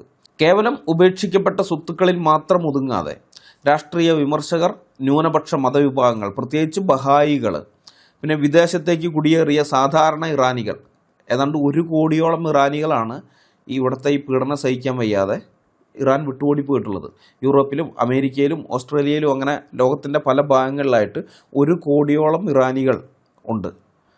ജീവനും കൂടെ ഓടിപ്പോയ ആൾക്കാരാണ്. അപ്പോൾ അങ്ങനെയുള്ള ആൾക്കാരുടെ സ്വത്തുക്കൾ, അവരുടെ വീട്, ഭൂമി, ബിസിനസ് സ്ഥാപനങ്ങൾ, ഇതൊക്കെ കോടതി വഴി കോടതി എന്ന് പറഞ്ഞു കഴിഞ്ഞാൽ നമ്മൾ മനസ്സിലാക്കണം, മൊല്ലമാരാണ് അവിടെ ഉള്ളത്. ഇസ്ലാമിക നിയമം അനുസരിച്ചിട്ടാണുള്ള കാര്യങ്ങളൊക്കെ ചെയ്യുന്നത്. അപ്പോൾ അതുകൊണ്ട് മറ്റ് നിയമപാണ്ഡിത്യത്തെക്കാൾ ഉപരി ഇസ്ലാമിക നിയമത്തിൽ അറിവും പ്രാഗൽഭ്യമുള്ളവനാണ് അവിടെ ജഡ്ജിയായിട്ട് വരുന്നത്. അതും കൂടി നമ്മൾ മറക്കരുത്. അപ്പോൾ അങ്ങനെ ഈ കോടതി വഴി അനധികൃതമായി പിടിച്ചെടുത്ത് ലേലം ചെയ്ത് പണമാക്കുന്ന രീതി സെദാദ് കാലങ്ങളായി ചെയ്തു വരുന്നുണ്ട്. അതുകൂടാതെ റിയൽ എസ്റ്റേറ്റ്, ബാങ്കിങ്, ടെലികമ്മ്യൂണിക്കേഷൻ, എണ്ണ, പ്രകൃതിവാതകം, ഫാർമസ്യൂട്ടിക്കൽസ് മുതൽ ഒട്ടകപ്പക്ഷി വളർത്തൽ വരെ ഇറാനിലെ സകല മേഖലകളിലും സെദാദിന് വൻകിട കമ്പനികളും നിക്ഷേപങ്ങളും ഉണ്ട്. ഇറാനിയൻ പാർലമെൻറ്റിനോ പ്രസിഡന്റിനോ ഈ സ്ഥാപനത്തിൻ്റെ മേൽ യാതൊരു നിയന്ത്രണവുമില്ല. ഇതിൻ്റെ കണക്കുകൾ പരിശോധിക്കാൻ സർക്കാർ ഏജൻസികൾക്ക് അധികാരമില്ല. പരമോന്നത നേതാവിന് മാത്രം ഉത്തരം നൽകേണ്ട പൂർണ്ണമായും സുതാര്യമല്ലാത്ത ഒരു സാമ്പത്തിക വ്യവസ്ഥിതിയാണിത്. അതായത് സുപ്രീം ലീഡറിൻ്റെ കീഴിലുള്ളതാണ്. മറ്റ് ഒരു കൂട്ടർക്ക് ഇവരുടെ മേലെ യാതൊരു നിയന്ത്രണവും ഇല്ല. 2013 റോയിട്ടേഴ്സ് നടത്തിയ അന്വേഷണത്തിൽ ഈ സ്ഥാപനത്തിൽ 2013 കണക്കാണ് പറഞ്ഞത്, ഏകദേശം $95 ബില്യൺ ആസ്തി ഉണ്ടെന്ന് കണ്ടെത്തിയിരുന്നു. റോയിട്ടേഴ്സിൻ്റെ ഇൻവെസ്റ്റിഗേറ്റീവ് ജേർണലിസ്റ്റുകൾ 6 മാസത്തോളം നീണ്ട അന്വേഷണത്തിന് ശേഷം അസറ്റ്സ് ഓഫ് ആയത്തുള്ള എന്ന പേരിൽ 2013 നവംബർ മാസത്തിലാണ് 3 ഭാഗങ്ങളായി അവരുടെ അന്വേഷണ റിപ്പോർട്ട് പുറത്തുവിടുന്നത്. $95 ബില്യൺ എന്ന് പറഞ്ഞാൽ നമ്മുടെ ഇന്ത്യൻ രൂപ ഏകദേശം 8 ലക്ഷം കോടി രൂപയ്ക്ക് മുകളിലാണ്. മനസ്സിലായോ? 8 ലക്ഷം കോടി രൂപ. എന്നാൽ ഇന്നത് $200 ബില്യൺ വരുമെന്നാണ് കണക്കാക്കിയിരിക്കുന്നത്.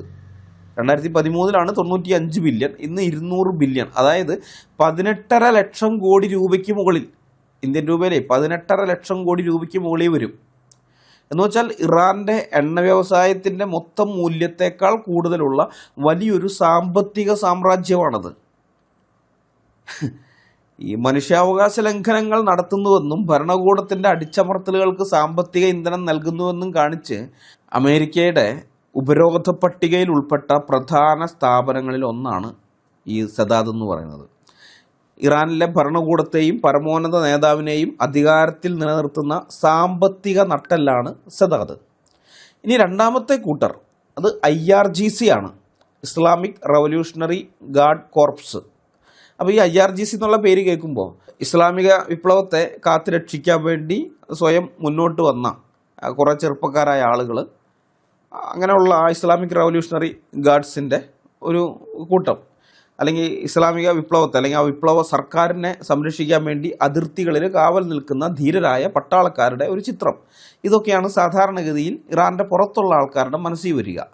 എന്നാൽ ഇറാനിലെ സാധാരണക്കാരുടെ ഭാഷയിൽ പറഞ്ഞാൽ രാജ്യത്തിൻ്റെ സമ്പദ് വ്യവസ്ഥയുടെ കഴുത്തിൽ പിടിമുറുക്കിയിരിക്കുന്ന ലോകത്തിലെ തന്നെ ഏറ്റവും വലിയ, ഏറ്റവും സായുധരായ ഒരു മാഫിയ സംഘമാണ് IRGC.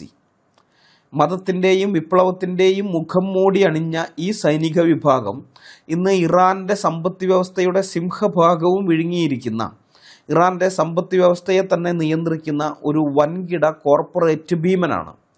വിദേശ ഉപരോധങ്ങളെ നേരിടാനെന്ന പേരിൽ സകല സാമ്പത്തിക മേഖലകളിലേക്കും ഇവർ തങ്ങളുടെ വേരുകൾ പടർത്തിയിട്ടുണ്ട്. അവരുടെ സാമ്പത്തിക സാമ്രാജ്യത്തിനെക്കുറിച്ച് ഞാൻ ചെറുതായിട്ടൊന്ന് പറയാം. ഈ ഇറാൻ ഇറാഖ് യുദ്ധത്തിന് ശേഷം രാജ്യത്തെ പുനർനിർമ്മിക്കുക എന്ന ലക്ഷ്യത്തോടെ ആരംഭിച്ച IRGCയുടെ നിർമ്മാണ വിഭാഗമാണ് ഖാത്തം അൽ അൻബിയ. ഇന്നത് ഇറാനിലെ ഏറ്റവും വലിയ എൻജിനീയറിംഗ് അതുപോലെ നിർമ്മാണ കമ്പനിയാണ്. എൻജിനീയറിംഗ് മേഖലയിലും നിർമ്മാണ മേഖലയിലൊക്കെ ഉണ്ട്. പല കാര്യങ്ങളിലും അവർ ഏർപ്പെടുന്നുണ്ട്. എണ്ണ, പ്രകൃതിവാതകം, ഡാമുകൾ, റോഡുകൾ, റെയിൽവേ തുടങ്ങി രാജ്യത്തെ വൻകിട പദ്ധതികളെല്ലാം യാതൊരു ടെൻഡറുമില്ലാതെ നേരെ പോകുന്നത് ഈ ഖാത്തം അൽ അൻബിയയുടെ കയ്യിലേക്കാണ്, അതായത് IRGCയുടെ പോക്കറ്റിലേക്കാണ്. ചെറുകിട സ്വകാര്യ കമ്പനികൾക്ക് ഇവരോട് മത്സരിക്കാൻ പോയിട്ട് ഒപ്പം എത്താൻ പോലും സാധിക്കില്ല. മത്സരിക്കണമെങ്കിൽ ഒപ്പം എത്തണ്ടേ, അതുപോലും ഇല്ല. സ്വകാര്യ സംരംഭകരെ ശ്വാസം മുട്ടിച്ചു കൊല്ലുന്ന, ചെറിയ മീനുകളെ വിഴുങ്ങുന്ന വമ്പൻ സ്രാവാണ് ഖാത്തം അൽ അൻബിയ എന്ന് പറയുന്നത്. ഖോമിലെയും ഫോർഡോയിലെയും യുറേനിയം സമ്പുഷ്ടീകരണ കേന്ദ്രത്തിൻ്റെ നിർമ്മാണത്തിൽ ഇഖാത്തം അൽ അൻബിയയുടെ അനുബന്ധ സ്ഥാപനങ്ങൾക്ക് വലിയ പങ്കുണ്ട് എന്ന് കണ്ടെത്തിയതിനാൽ ഐക്യരാഷ്ട്രസഭ 2014 ഇഖാത്തം അൽ അൻബിയയ്ക്ക് ഉപരോധം ഏർപ്പെടുത്തിയിട്ടുണ്ട്. അതുപോലെ തന്നെ അമേരിക്കയും ഈ കമ്പനിയെ കരിമ്പട്ടികയിൽപ്പെടുത്തി ഉപരോധം ഏർപ്പെടുത്തിയിട്ടുണ്ട്.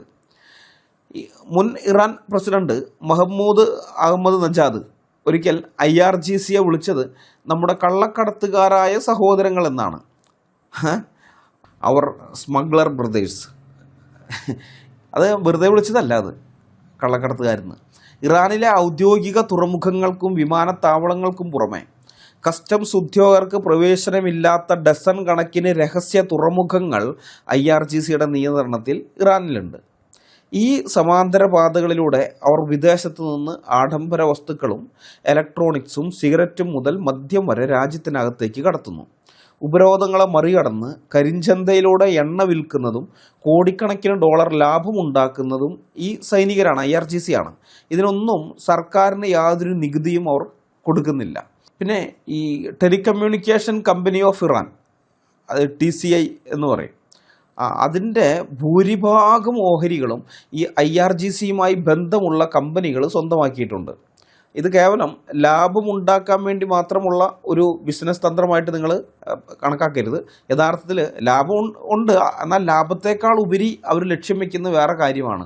ഇറാനിയൻ ജനതയുടെ ഫോൺ കോളുകളും ഇൻ്റർനെറ്റ് ഉപയോഗവും നിരീക്ഷിക്കാനും ഭരണകൂടത്തിനെതിരെ ശബ്ദിക്കുന്നവരെ അടിച്ചമർത്താനുമുള്ള ഒരു മികച്ച ചാര സംവിധാനമാണത്. അതിനുവേണ്ടിയാണ് അവർ അത്രയും പണം അതിനകത്ത് കൊണ്ട് മുടക്കിയിരിക്കുന്നത്. അതായത് ജനങ്ങളെ കൊള്ളയടിക്കുന്ന പണം കൊണ്ട് ജനങ്ങളെ തന്നെ നിരീക്ഷിക്കുന്ന പരിപാടിയാണ് അവിടെ നടക്കുന്നത്. ഇനി ഇത്രയും ഭീമമായ സമ്പത്ത് അവരെന്ത് ചെയ്യുന്നു? അത് മറ്റൊരു തട്ടിപ്പാണ്. ഇറാനിലെ സാധാരണ ജനങ്ങൾ ദാരിദ്ര്യത്തിലും പണപ്പെരുപ്പത്തിലും നട്ടം തിരിയുമ്പോൾ IRGC തങ്ങളുടെ സമ്പത്ത് പ്രധാനമായും വിനിയോഗിക്കുന്നത് മിഡിൽ ഈസ്റ്റിലെ അവരുടെ പ്രോക്സി യുദ്ധങ്ങൾക്കാണ്. ലെബനോനിലെ ഹിസ്ബുള്ള, ഗാസയിലെ ഹമാസ്, യമനിലെ ഹൂത്തികൾ തുടങ്ങി പല പ്രോക്സി ഗ്രൂപ്പുകൾക്ക്, സായുധ ഗ്രൂപ്പുകൾക്ക് ആയുധങ്ങളും പണവും എത്തിക്കാൻ ഈ സമാന്തര സമ്പദ് വ്യവസ്ഥയിലൂടെ ലഭിച്ച പണമുണ്ടല്ലോ, അത് ഉപയോഗിക്കണം. അതിൻ്റെ വലിയൊരു ഭാഗം, മൊത്തമല്ല, വലിയൊരു ഭാഗം അതിനുവേണ്ടി ചോർന്നു പോകുന്നു. അതായത് സ്വന്തം ജനത, ഇറാനിലെ സ്വന്തം ജനത ചവറ്റുകുട്ടയിൽ ഭക്ഷണം തിരയുമ്പോഴാണ് ഈ സാമ്രാജ്യത്വ വിരുദ്ധ വിപ്ലവകാരികളെന്ന് ഇവർ വിളിക്കുന്ന ഈ ടീമുകളുണ്ടല്ലോ, ആ പുറത്തുള്ള സംഘർഷങ്ങൾക്ക് വേണ്ടി ഇത്രമാത്രം പണം ചെലവഴിക്കുന്നത്. നിങ്ങൾ ഈ ഗുഡ്സ് ഫോഴ്സ് എന്ന് കേട്ടിട്ടുണ്ടായിരിക്കും, വാർത്തകളിലിടയ്ക്ക് കേൾക്കാറുള്ള ഒരു സംഭവമാണ് ഗുഡ്സ് ഫോഴ്സ്. IRGCയുടെ വിദേശ ഓപ്പറേഷനുകൾ നടത്തുന്ന ഗുഡ്സ് ഫോഴ്സാണ് ഹമാസിലേക്കുള്ള പണമൊഴുക്കിൻ്റെ, ഹമാസിലേക്ക് മാത്രമല്ല ഇവരുടെ എല്ലാ പ്രോക്സി ഗ്രൂപ്പുകളിലേക്കുമുള്ള പണമൊഴുക്കിൻ്റെ പ്രധാന ഇടനിലക്കാർ. ഗാസയിലെ തുരങ്കങ്ങൾ നിർമ്മിക്കാനും റോക്കറ്റുകൾ വാങ്ങാനും ഹമാസ് നേതാക്കൾക്ക് സുഖലോലുപരായി ജീവിക്കാനുമുള്ള ഫണ്ട് ഇറാനിൽ നിന്ന് വരുന്നത് ഗുഡ്സ് ഫോഴ്സ് വഴിയാണ്. അപ്പോൾ അത് വളരെ ബുദ്ധിമുട്ടിയാണ് ആ പണം എത്തിക്കുന്നത്. കാരണം ഉപരോധമുണ്ടല്ലോ, ഇറാനെതിരെ ഉപരോധം ഉള്ളതുകൊണ്ട് ഔദ്യോഗിക ബാങ്കിങ് സംവിധാനങ്ങൾ വഴി പണം അയക്കാൻ പറ്റുകയില്ല. അങ്ങനെ പണം അയക്കാൻ പറ്റാത്തത് കൊണ്ട് ഡിപ്ലോമാറ്റിക് ബാഗുകളിലും സ്യൂട്ട് കേസുകളിലുമൊക്കെ ആയിട്ടാണ് പലപ്പോഴും ദശലക്ഷക്കണക്കിന് ഡോളറുകൾ കടത്തുന്നത്. ഇതുകൂടാതെ ഷെൽ കമ്പനികൾ, കള്ളക്കടത്ത് ശൃംഖലകൾ, ക്രിപ്റ്റോ കറൻസി എന്നിവ വഴിയും ഇവർ ഹമാസിനും മറ്റ് പ്രോക്സി ഗ്രൂപ്പുകൾക്കും പണം എത്തിക്കുന്നുണ്ട്. വാസ്തവത്തിൽ ഹമാസിന് ഇവർ ഈ പണം ഇത്രയൊക്കെ ചെയ്യുന്നത് പലസ്തീനികളെ വിമോചിപ്പിക്കുക എന്നുള്ള ലക്ഷ്യത്തോടു കൂടെയൊന്നുമല്ല. പലസ്തീൻ വിമോചനം എന്നത് ഇറാനിയൻ ഭരണകൂടത്തെ സംബന്ധിച്ചിടത്തോളം മിഡിൽ ഈസ്റ്റിൽ തങ്ങളുടെ സാമ്രാജ്യത്വ അജണ്ടകൾ നടപ്പിലാക്കാനും ഇസ്രായേലിനെതിരെ പ്രോക്സി യുദ്ധം ചെയ്യുവാനുമുള്ള വെറും ഒരു ആയുധം മാത്രമാണ്. മനസ്സിലായോ?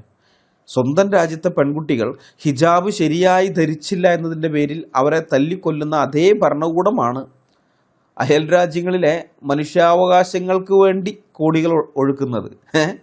ഇറാൻ പറയുന്നത് അതാണല്ലോ, അവിടെ പലസ്തീനികൾ അടിച്ചമർത്തപ്പെട്ടുകൊണ്ടിരിക്കുകയാണ്.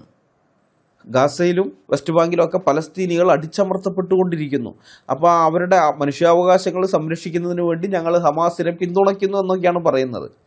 ഏത് സ്വന്തം നാട്ടിൽ തലമുടി ഹിജാബ് ധരിക്കാത്തതിനല്ല, ധരിച്ച ഹിജാബിൽ നിന്ന് തലമുടി ഒന്ന് പുറത്ത് കണ്ടു എന്നുള്ളതിൻ്റെ പേരിലാണ് മഹ്സാമിനിയെ തല്ലിക്കൊന്നത്. അതേപോലെ അനേകായിരം പെൺകുട്ടികൾ കൊല്ലപ്പെട്ടിട്ടുണ്ട്. പിന്നെ വേറെ പല കാര്യങ്ങളും 8-8.25 വയസ്സാകുമ്പോഴേക്കും പെൺകുട്ടികളെ വിവാഹം കഴിച്ചു കൊടുക്കാം. അപ്പോൾ ഇങ്ങനെയൊക്കെയുള്ള കാര്യങ്ങൾ ചെയ്യുന്ന ഭരണകൂടം അയൽ രാജ്യങ്ങളിലെ മനുഷ്യാവകാശങ്ങൾക്ക് വേണ്ടി കോടികൾ ഒഴുക്കുകയാണ്, സ്വന്തം ജനത പട്ടിണി കിടക്കുമ്പോൾ.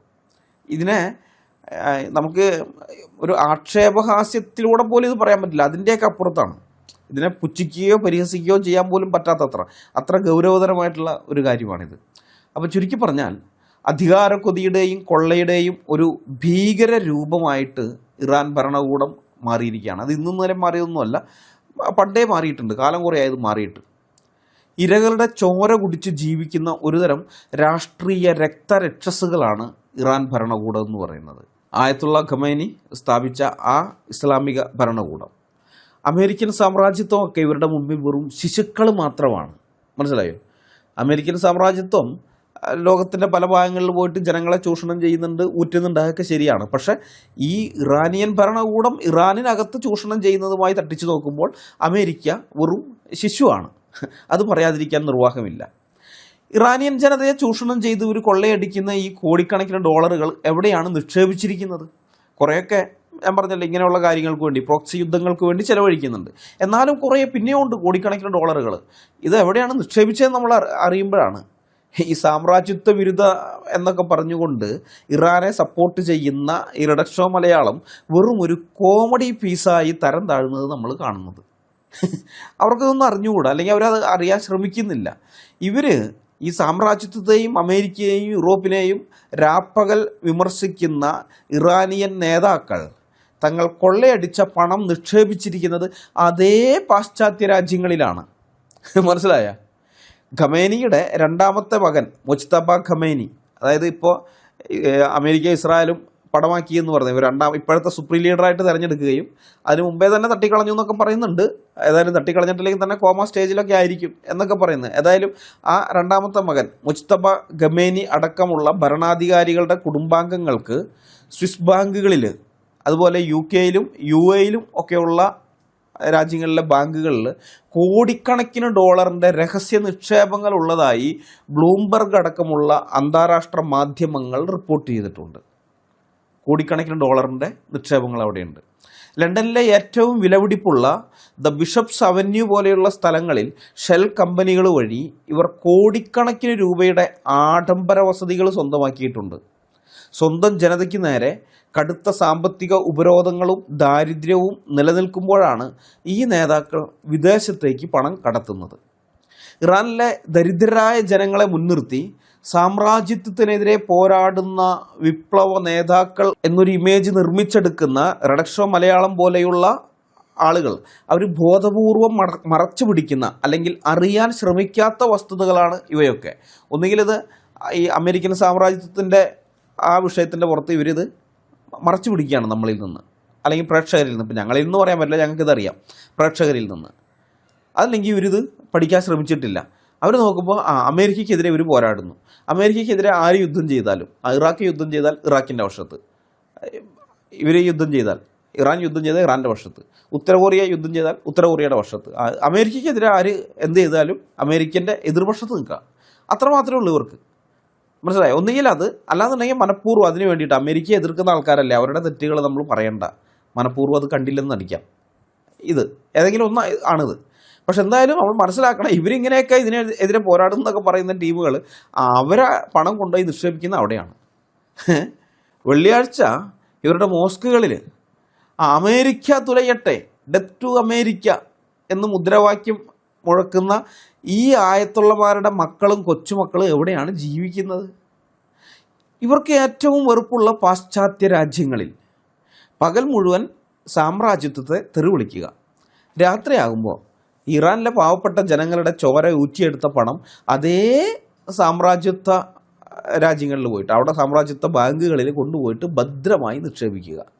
എന്നിട്ട് സ്വന്തം മക്കളെ അവിടെയുള്ള യൂറോപ്യൻ യൂണിവേഴ്സിറ്റികളിൽ പഠിക്കാൻ വിടുക. ഇതാണ് സുഹൃത്തുക്കളെ ഈ റെഡ് ഷോ മലയാളം പറയുന്ന മഹത്തായ സാമ്രാജ്യത്വ വിരുദ്ധ പോരാട്ടം. മനസ്സിലായ? ഇറാൻ ഭരണകൂടത്തിൻ്റെ മഹത്തായ സാമ്രാജ്യത്വ വിരുദ്ധ പോരാട്ടം എന്ന് പറയുന്നത് ഒറ്റ വാക്കി പറഞ്ഞാൽ ഇത്രയേ ഉള്ളൂ. ഇന്ന് ഇറാനിലെ സാധാരണ ജനങ്ങൾ കടുത്ത ദാരിദ്ര്യത്തിലും പണപ്പെരുപ്പത്തിലുമാണ് ജീവിക്കുന്നത്. ഈ വിപ്ലവം ഉണ്ടാകുമ്പോൾ 1979 ഒരു അമേരിക്കൻ ഡോളർ കിട്ടാൻ 70 ഇറാനിയൻ റിയാൽ കൊടുത്താൽ മതിയായിരുന്നു, 70. ഇന്ന് എത്രയാണെന്നറിയോ? 700 അല്ല, 7000 അല്ല, 70,000 അല്ല, 7 ലക്ഷം അല്ല, അതിൻ്റെ ഇരട്ടി 14 ലക്ഷം റിയാൽ കൊടുക്കണം. മനസ്സിലായ? 14 ലക്ഷം. എന്നാലേ ഒരു അമേരിക്കൻ ഡോളർ കിട്ടുകയുള്ളൂ. അവരുടെ ആ കറൻസി എത്രമാത്രം വിലയില്ലാത്തതായിപ്പോയി നിങ്ങളൊന്ന് ചിന്തിക്കുക. അപ്പോൾ അങ്ങനെയുള്ളിടത്ത് പണപ്പെരുപ്പം വളരെ അധികമാണ്. അവിടേക്ക് ജീവിക്കാൻ വളരെ പ്രയാസമാണ്, ബുദ്ധിമുട്ടാണ്. അന്താരാഷ്ട്ര ഉപരോധങ്ങൾക്കൊപ്പം ഭരണകൂടത്തിൻ്റെ അഴിമതിയും കൊള്ളയും കാരണം ഇറാനിലെ സാധാരണക്കാരൻ ഒരു നേരത്തെ ഭക്ഷണത്തിന് വേണ്ടി സ്വന്തം വൃക്ക വരെ വിൽക്കേണ്ട ഗതികേടിലാണ്. അവർ വെസ്റ്റ് ബിന്നിൽ പോയിട്ട് ഭക്ഷണം തിരയേണ്ടുന്ന സ്ഥിതിയാണ്. അപ്പോൾ ഇങ്ങനെയുള്ള അവസ്ഥ വന്നപ്പോഴാണ് ആ ജനം തെരുവിലിറങ്ങുന്നത്. ഇപ്പം മഹ്സാമിനിയുടെ പ്രതിഷേധം എന്ന് പറയുന്നത് ഹിജാബിൽ നിന്ന് മുടി പുറത്ത് കണ്ടു എന്നും പറഞ്ഞ് തല്ലിക്കൊന്നു, അതിൻ്റെ പേരിലൊക്കെയാണ് വരുന്നത്. പക്ഷെ ഇപ്പോൾ 2026 അവർ വീണ്ടും തെരുവിലിറങ്ങിയിരിക്കുന്നത് അങ്ങനെയുള്ള കാര്യങ്ങൾക്കല്ല, ജീവിക്കാൻ, വയറ് നിറയ്ക്കാൻ എന്തെങ്കിലും കിട്ടണം, അതില്ല, അതിൻ്റെ പേരിലാണ്. അവിടുത്തെ കച്ചവടക്കാർ അങ്ങനെയുള്ളവർ, കാരണം ഒരു നിവൃത്തിയില്ല. മിഡിൽ ക്ലാസ്സിന് ജീവിക്കാൻ ഒരു വിധത്തിലും സാധിക്കുന്നില്ല. മിഡിൽ ക്ലാസ് എന്ന് പറഞ്ഞ വിഭാഗം ഇല്ലെന്ന് തന്നെ പറയാം. ദരിദ്രാവസ്ഥയിലാണ് എല്ലാവരും. വീടും മറ്റുമൊക്കെ ഉണ്ട്, മുമ്പേ പണിതിരിക്കുന്നതുകൊണ്ട് വീടും മറ്റു കാര്യങ്ങളൊക്കെ അവിടെ ഉണ്ട്. പക്ഷേ അതിനകത്തുള്ള മനുഷ്യരുടെ അവസ്ഥ പട്ടിണിയാണ്. അപ്പം ഇങ്ങനത്തെ ഒരു അവസ്ഥ വന്നുകൊണ്ടാണ് ഇപ്രാവശ്യം അവർ തെരുവിലിറങ്ങിയത്. അപ്പം ഈ ജനം ഇങ്ങനെ കിടക്കുമ്പോഴാണ് സാമ്രാജ്യത്വ വിരുദ്ധ പോരാളികളും അവരുടെ കുടുംബങ്ങളും യൂറോപ്പിൽ കോടികളുടെ ആസ്തികൾ വാങ്ങിക്കൂട്ടുകയും അത്യാഡംബര ജീവിതം നയിക്കുകയൊക്കെ ചെയ്യുന്നത്. സാമ്രാജ്യത്വത്തെ എതിർക്കുന്നവർ പെർഫെക്റ്റ് ആകണമെന്നില്ല എന്ന് പറഞ്ഞ് ഖമേനിയെ വെള്ളപൂശുന്ന ഈ റിഡക്ഷോ മലയാളം പോലെയുള്ള ലിബറലുകൾക്ക് സ്വന്തം ജനതയെ പട്ടിണിക്കിട്ട് യൂറോപ്പിൽ സാമ്രാജ്യം പണിയുന്ന ഈ ഇസ്ലാമിക മുതലാളിത്തം കാണുമ്പോൾ മാത്രം അവർ കണ്ണ് കാണില്ല. ആ സമയത്തുണ്ടല്ലോ, അന്നേരം ഇവർക്ക് കണ്ണ് കാണില്ല. അമേരിക്കൻ സാമ്രാജ്യത്വമേ പ്രശ്നമുള്ളൂ, അമേരിക്കൻ മുതലാളിത്തമേ പ്രശ്നമുള്ളൂ. ഇസ്ലാമിക സാമ്രാജ്യത്വമായാലും ഇസ്ലാമിക മുതലാളിത്തമായാലും ഇവർക്ക് പ്രശ്നമില്ല. മുതലാളിത്തത്തെ തെറിവിളിക്കുന്നവർ തന്നെ ഏറ്റവും വലിയ ചൂഷകരായ മുതലാളിമാരായി മാറുന്ന ഈ കാപട്യത്തെയാണ് നമ്മൾ ചോദ്യം ചെയ്യേണ്ടത്. സാമ്രാജ്യത്വ വിരുദ്ധത എന്നത് ജനങ്ങളെ കൊള്ളയടിക്കാനും മതത്തിൻ്റെ പേരിൽ അവരെ അടിമകളാക്കി വയ്ക്കാനുമുള്ള ഈ ഏകാധിപതികളുടെ വെറും ഒരു കവചം മാത്രമാണ്, ഒരു ഷീൽഡ് മാത്രമാണ്. മനസ്സിലായോ? ഇതിനെക്കുറിച്ചൊന്നും ശരിയായിട്ട് അറിഞ്ഞിട്ടില്ലാത്ത ആൾക്കാരെ ഈ റിഡക്ഷോ മലയാളം പോലെയുള്ള ഈ ലിബറലുകൾക്ക് എളുപ്പത്തിൽ വഞ്ചിക്കാൻ പറ്റും. മിസ് ഇൻഫർമേഷൻ കൊടുത്ത്, ലോജിക്കൽ ഫാലസികൾ വെച്ച്, അല്ലെങ്കിൽ അർദ്ധസത്യങ്ങൾ വെച്ച് ഇതേപോലെ വീഡിയോ ഒക്കെ ചെയ്തിട്ട് ആൾക്കാരെ വഞ്ചിക്കാനായിട്ട് സാധിക്കും. പക്ഷേ ശരിയായിട്ട് കാര്യങ്ങളെ മനസ്സിലാക്കുന്നവർക്ക് ഇത് കേൾക്കുമ്പോൾ തന്നെ അറിയാം, ഇവൻ വെറും കള്ളത്തരമാണ് പറയുന്നത്, വെറും കള്ളനാണ് ഇവൻ എന്ന് കേൾക്കുന്നവർക്ക് അപ്പം തന്നെ മനസ്സിലാവുകയും ചെയ്യും. ഞാൻ ഒരു കാര്യം കൂടി പറഞ്ഞ് ഈ വീഡിയോ അവസാനിപ്പിക്കുകയാണ്. ഇനി ഇഷ്ടംപോലെ പറയാനുണ്ട്, ദൈവം അനുവദിച്ചാൽ നമുക്ക് അടുത്ത വീഡിയോയിൽ നോക്കാം. ഞാൻ ഒരു കാര്യം കൂടി എന്ന് പറഞ്ഞാൽ, ഇന്ത്യയും ഇറാനും തമ്മിലുള്ള ഒരു താരതമ്യം നടത്തുന്നുണ്ട് പുള്ളി. അപ്പോൾ അതുകൂടെ നോക്കിയിട്ട് നമുക്ക് ഈ വീഡിയോ അവസാനിപ്പിക്കാം. ഇറാനിലെ മോറൽ പോലീസിനെ കുറിച്ച് ഈ മല്ലു അനലിസ്റ്റ് സംസാരിക്കുമ്പോൾ അതിനെ ലഘൂകരിക്കാൻ റിഡക്ഷോ മലയാളം ചോദിക്കുന്നൊരു ചോദ്യമുണ്ട്. ഇന്ത്യയിലും സ്ത്രീകൾ പ്രശ്നങ്ങൾ നേരിടുന്നില്ലേ? ജാതി മാറി കല്യാണം കഴിച്ചാൽ കൊല്ലപ്പെടുന്നില്ലേ? ബലാത്സംഗങ്ങൾ നടക്കുന്നില്ലേ? എന്നൊക്കെ ഇന്ത്യയിൽ ഇതൊക്കെയുണ്ട്. അപ്പോൾ നിങ്ങൾ ഇറാനിലെ കാര്യം പറഞ്ഞ് ഇറാനിലെ സ്ത്രീകൾക്ക് നേരെയുള്ള ഈ ഇത് നിങ്ങൾ പറയുമ്പോൾ ഇന്ത്യയിലെ കാര്യം എന്താ മിണ്ടാത്തതെന്നാണ് ചോദിക്കുന്നത്. ഇന്ത്യയിലെ സ്ത്രീകൾ ഇതൊക്കെ അനുഭവിക്കുന്നില്ലേ എന്നാണ് ചോദ്യം. തീർച്ചയായും ഇന്ത്യയിൽ ഇത്തരം സാമൂഹിക പ്രശ്നങ്ങളുണ്ട്, അത് നമ്മൾ ആരും നിഷേധിക്കുന്നില്ല, ഉള്ളതാണ്. പക്ഷെ ഇവിടെയാണ് ഈ ബുദ്ധിജീവികൾ നടത്തുന്ന ഫാൾസ് ഇക്വലൻസ് എന്ന ലോജിക്കൽ ഫാലസി നമ്മൾ തിരിച്ചറിയേണ്ടത്. തികച്ചും വ്യത്യസ്തമായ രണ്ട് കാര്യങ്ങളെ ഒന്നാണെന്ന് വരുത്തി തീർക്കുന്ന ലോജിക്കൽ ഫാലസിയാണിത്. ഇന്ത്യയിലെ ജാതിക്കൊലകളും അതിക്രമങ്ങളും സ്ത്രീകൾക്കെതിരെയുള്ള കുറ്റകൃത്യങ്ങളും തികച്ചും നിയമവിരുദ്ധമായ സാമൂഹിക തിന്മകളാണ്. അത് ചെയ്യുന്നവരെ പിടികൂടാനും ശിക്ഷിക്കാനും ഇവിടെ പോലീസും കോടതിയും മറ്റു നിയമ സംവിധാനങ്ങളും ഉണ്ട്. നിങ്ങൾ ജാതി വിവേചനത്തിനെതിരെ ശബ്ദമുയർത്തിയാൽ ഇന്ത്യൻ ഗവൺമെൻറ് നിങ്ങളെ പരസ്യമായി ക്രെയിനിൽ കെട്ടിത്തൂക്കില്ല. മനസ്സിലായി? നിങ്ങൾക്ക് വധശിക്ഷ കിട്ടില്ല, നിങ്ങളവിടെ തൂങ്ങി ആടേണ്ടി വരില്ല. അല്ലെങ്കിൽ നിങ്ങൾ ലിംഗവിവേചനത്തിനെതിരെ സംസാരിച്ചാൽ ഇന്ത്യയിലെ ജയിലുകളിൽ കിടന്ന് നരകിച്ച് ചാകേണ്ടി വരില്ല. അല്ലെങ്കിൽ അതേപോലെയൊക്കെയുള്ള ഇവിടെ നിയമവിരുദ്ധമായി നടക്കുന്നതായ കാര്യങ്ങൾ നിങ്ങൾ കണ്ടാൽ, ഇപ്പോൾ റിഡക്ഷോ മലയാളം പറഞ്ഞിരിക്കുന്നതായ ജാതിയുടെ അല്ലെങ്കിൽ സ്ത്രീകൾക്കെതിരെയുള്ള അതിക്രമങ്ങൾ, ബലാത്സംഗത്തിനെതിരെയുള്ള അതിക്രമങ്ങൾ, ഇങ്ങനെയുള്ള കാര്യങ്ങൾക്കെതിരെ നിങ്ങൾ പ്രതികരിച്ചാൽ ഒരിക്കലും നിങ്ങളുടെ കണ്ണുകളിലേക്ക് സർക്കാർ റബ്ബർ ബുള്ളറ്റ് കയറ്റില്ല. മനസ്സിലായ? ഈ പ്രതിഷേധക്കാരെ വെടിവെക്കാൻ വേണ്ടി റബ്ബർ ബുള്ളറ്റുകൾ ഉപയോഗിച്ച് വെടിവെക്കുമ്പോൾ ഈ ഖമനേയി പ്രത്യേകമായ ഉത്തരവ് കൊടുത്തിരുന്നു, തലയ്ക്ക് മുകൾ ലക്ഷ്യമാക്കി വേണം വെടിവെക്കാനെന്ന്, റബ്ബർ ബുള്ളറ്റ്. അപ്പോൾ അങ്ങനെ വരുന്ന സമയത്ത് കണ്ണു പോകും, ഏതെങ്കിലും കണ്ണിൽ കയറിക്കഴിഞ്ഞാൽ കണ്ണു പോകും. 10,000-കണക്കിന് ഇറാനിയൻ ചെറുപ്പക്കാരാണ് ഒറ്റ കണ്ണുമായിട്ട് അവിടെ ജീവിക്കുന്നത്. ഒരു കണ്ണേ ഉള്ളൂ, പ്രതിഷേധക്കാരെ കണ്ണു കളഞ്ഞിരിക്കുകയാണ്. അപ്പം അതുപോലത്തെ സ്ഥിതി ഇവിടെ ഇല്ല. നിങ്ങൾ ഇതിനെതിരെ പ്രതികരിച്ചാൽ, ഈ തെറ്റായ കാര്യങ്ങൾക്കെതിരെ നിങ്ങൾ പ്രതികരിച്ചാൽ ഇങ്ങനെയൊന്നും നിങ്ങൾക്ക് വരാൻ പോകുന്നില്ല. പക്ഷേ ഇറാനിലെ സ്ഥിതി അതല്ല. അവിടെ മനുഷ്യത്വ വിരുദ്ധമായ നിയമങ്ങളെ ചോദ്യം ചെയ്താൽ സ്ത്രീയുടെ ജീവൻ്റെ വില ഈ പുരുഷൻ്റെ ജീവൻ്റെ വിലയുടെ പകുതിയാണ് എന്ന് അവരുടെ നിയമപുസ്തകത്തിലുള്ളതാണ് കേട്ടോ. അവിടുത്തെ നിയമപുസ്തകത്തിലുള്ള കാര്യം. അതിനെ നിങ്ങൾ വിമർശിച്ചാൽ, നിങ്ങളല്ല അവിടെയുള്ള ആൾക്കാർ, അവിടുത്തെ ഇറാനിലെ പൗരന്മാർ വിമർശിച്ചാൽ അവരെ തെരുവിലിട്ട് തല്ലിക്കൊല്ലും.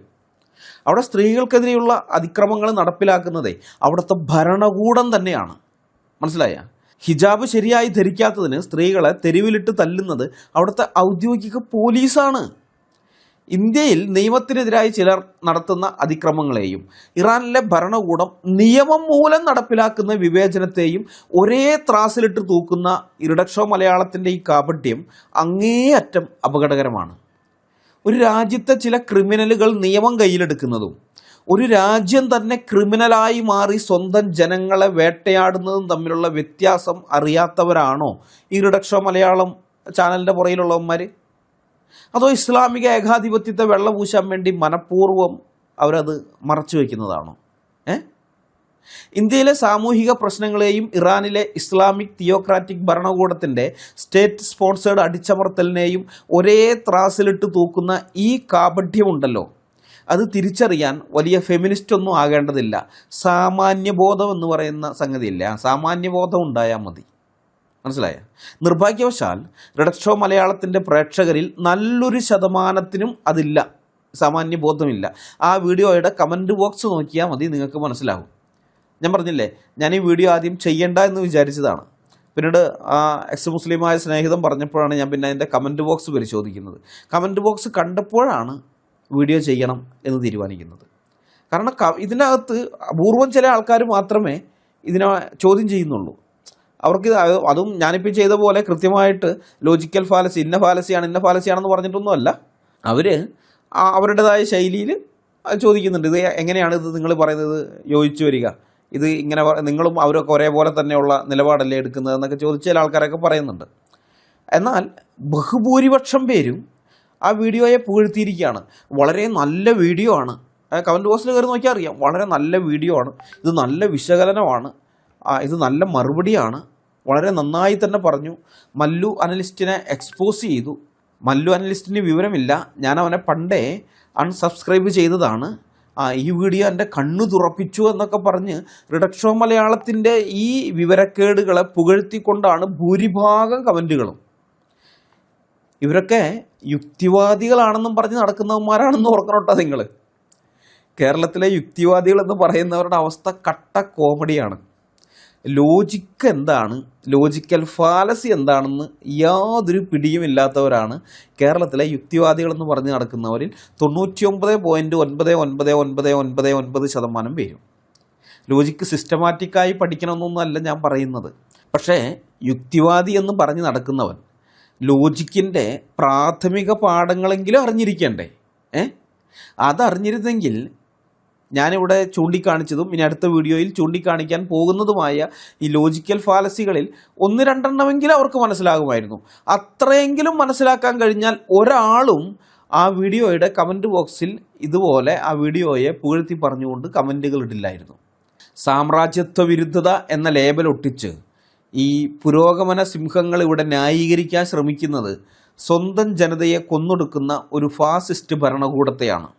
സ്വന്തം രാജ്യത്തെ ജനങ്ങളെ ചൂഷണം ചെയ്ത് ലക്ഷക്കണക്കിന് കോടികൾ, ദശലക്ഷക്കണക്കിന് കോടികൾ പാശ്ചാത്യ രാജ്യങ്ങളിൽ നിക്ഷേപിച്ച ഖമേനിയുടെയും കൂട്ടരുടെയും കൊള്ളരുതായ്മകൾ മറയ്ക്കാൻ ഇവർക്ക്, അത് നിങ്ങളുടെയൊക്കെ കണ്ണുകളിൽ നിന്ന് മറച്ചു പിടിക്കാൻ ഇവർക്ക് സാമ്രാജ്യത്വ വിരുദ്ധത എന്ന ഒറ്റമൂലി മാത്രം മതി. നിങ്ങൾ സാമ്രാജ്യത്വ വിരുദ്ധനാണോ? എന്ത് കൊള്ളരുതായ്മയും കാണിക്കാം, എന്ത് ക്രൂരതയും കാണിക്കാം, എന്ത് മനുഷ്യത്വ വിരുദ്ധതയും, മനുഷ്യരാശിക്കെതിരായ എന്ത് കുറ്റകൃത്യങ്ങളും നിങ്ങൾക്ക് ചെയ്യാം. നിങ്ങൾ സാമ്രാജ്യത്വ വിരുദ്ധനായിരുന്നാൽ മാത്രം മതി. അതാണ് റിഡക്ഷോ മലയാളം മുന്നോട്ട് വയ്ക്കുന്ന വാദം. ഇറാനിലെ തെരുവുകളിൽ സ്വന്തം ജീവനും സ്വാതന്ത്ര്യത്തിനും വേണ്ടി പോരാടുന്ന മനുഷ്യരുടെ കരച്ചിലിനേക്കാൾ ഇവർക്ക് വലുത് അമേരിക്കൻ വിരുദ്ധത എന്ന ഇവരുടെ പൊള്ളയായ രാഷ്ട്രീയമാണ്. പെർഫെക്റ്റ് വിക്ടിമിനെ തിരയുന്ന ഈ ലിബറൽ ബുദ്ധിജീവികൾ ഒരു കാര്യം ഓർക്കുക, സ്വന്തം ജനതയുടെ കഴുത്തിൽ കത്തിവെക്കുന്ന ഏകാധിപതികൾക്ക് കുട പിടിക്കുന്നതിന് പേര് പുരോഗമനമെന്നല്ല, പച്ചയായ അടിമത്തമെന്നാണ്. നമ്മുടെ ആരിഫ് ഹുസൈൻ്റെയൊക്കെ ഭാഷയിൽ പറഞ്ഞാൽ കൂട്ടിക്കൊടുപ്പെന്നാണ്. മനസ്സിലായ? ജിഹാദി കൂട്ടിക്കൊടുപ്പെന്നാണ്. ഈ അടിമത്തത്തിൻ്റെ വ്യാകരണമാണ് റിഡക്ട് ഷോ മലയാളം അവരുടെ വീഡിയോയിലൂടെ അവതരിപ്പിച്ചത്. ജിഹാദി കൂട്ടിക്കൊടുപ്പിൻ്റെ മറ്റൊരു വേർഷനാണത്. യുക്തിവാദം എന്നത് വെറും യൂട്യൂബ് തമ്പനെയിലുകളിലും ബയോയിലും മാത്രം ഒതുങ്ങുന്ന ഇന്നത്തെ കാലത്ത് ലോജിക്കൽ ഫാലസികൾ കാണിച്ച് പ്രേക്ഷകരെ പൊട്ടന്മാരാക്കുന്ന ഇത്തരം ബുദ്ധിജീവി നാടകങ്ങൾ ദൈവം അനുവദിക്കുന്നിടത്തോളം കാലം ഞങ്ങൾ ഇനിയും പൊളിച്ചടക്കും. റിഡക്ട് ഷോ മലയാളം പോലെയുള്ളവരുടെ ഇത്തരം ബുദ്ധിജീവി നാടകങ്ങൾ ഞങ്ങൾ പൊളിക്ക് ഉറപ്പാണ്. കാപഢ്യത്തിൻ്റെയും മുഖംമൂടികൾ വലിച്ചു കീറാൻ വസ്തുതകളുടെയും യാഥാർത്ഥ്യത്തിൻ്റെയും വെളിച്ചവുമായി ഞങ്ങൾ ഇനിയും വരും. നിങ്ങളിങ്ങനെ വീഡിയോ പടച്ചു വിടുമ്പോൾ ആലോചിക്കണം, ഇതിനെയൊക്കെ ചോദ്യം ചെയ്യാൻ വേറെ ചില ആൾക്കാർ ഇപ്പുറത്തുണ്ട് എന്നുള്ളത്. ഏതായാലും ഈ വീഡിയോ ഞാൻ ഇവിടെ അവസാനിപ്പിക്കുകയാണ്. അടുത്ത വീഡിയോയുമായി വരുന്നതുവരെ നമ്മളെല്ലാവരെയും കർത്താവായ യേശു ക്രിസ്തു കാത്തു സൂക്ഷിക്കുമാറാകട്ടെ. അവിടുത്തെ വിലയേറിയ നാമം മാത്രം എന്നും എന്നേക്കും വാഴ്ത്തപ്പെടട്ടെ. ആമേൻ.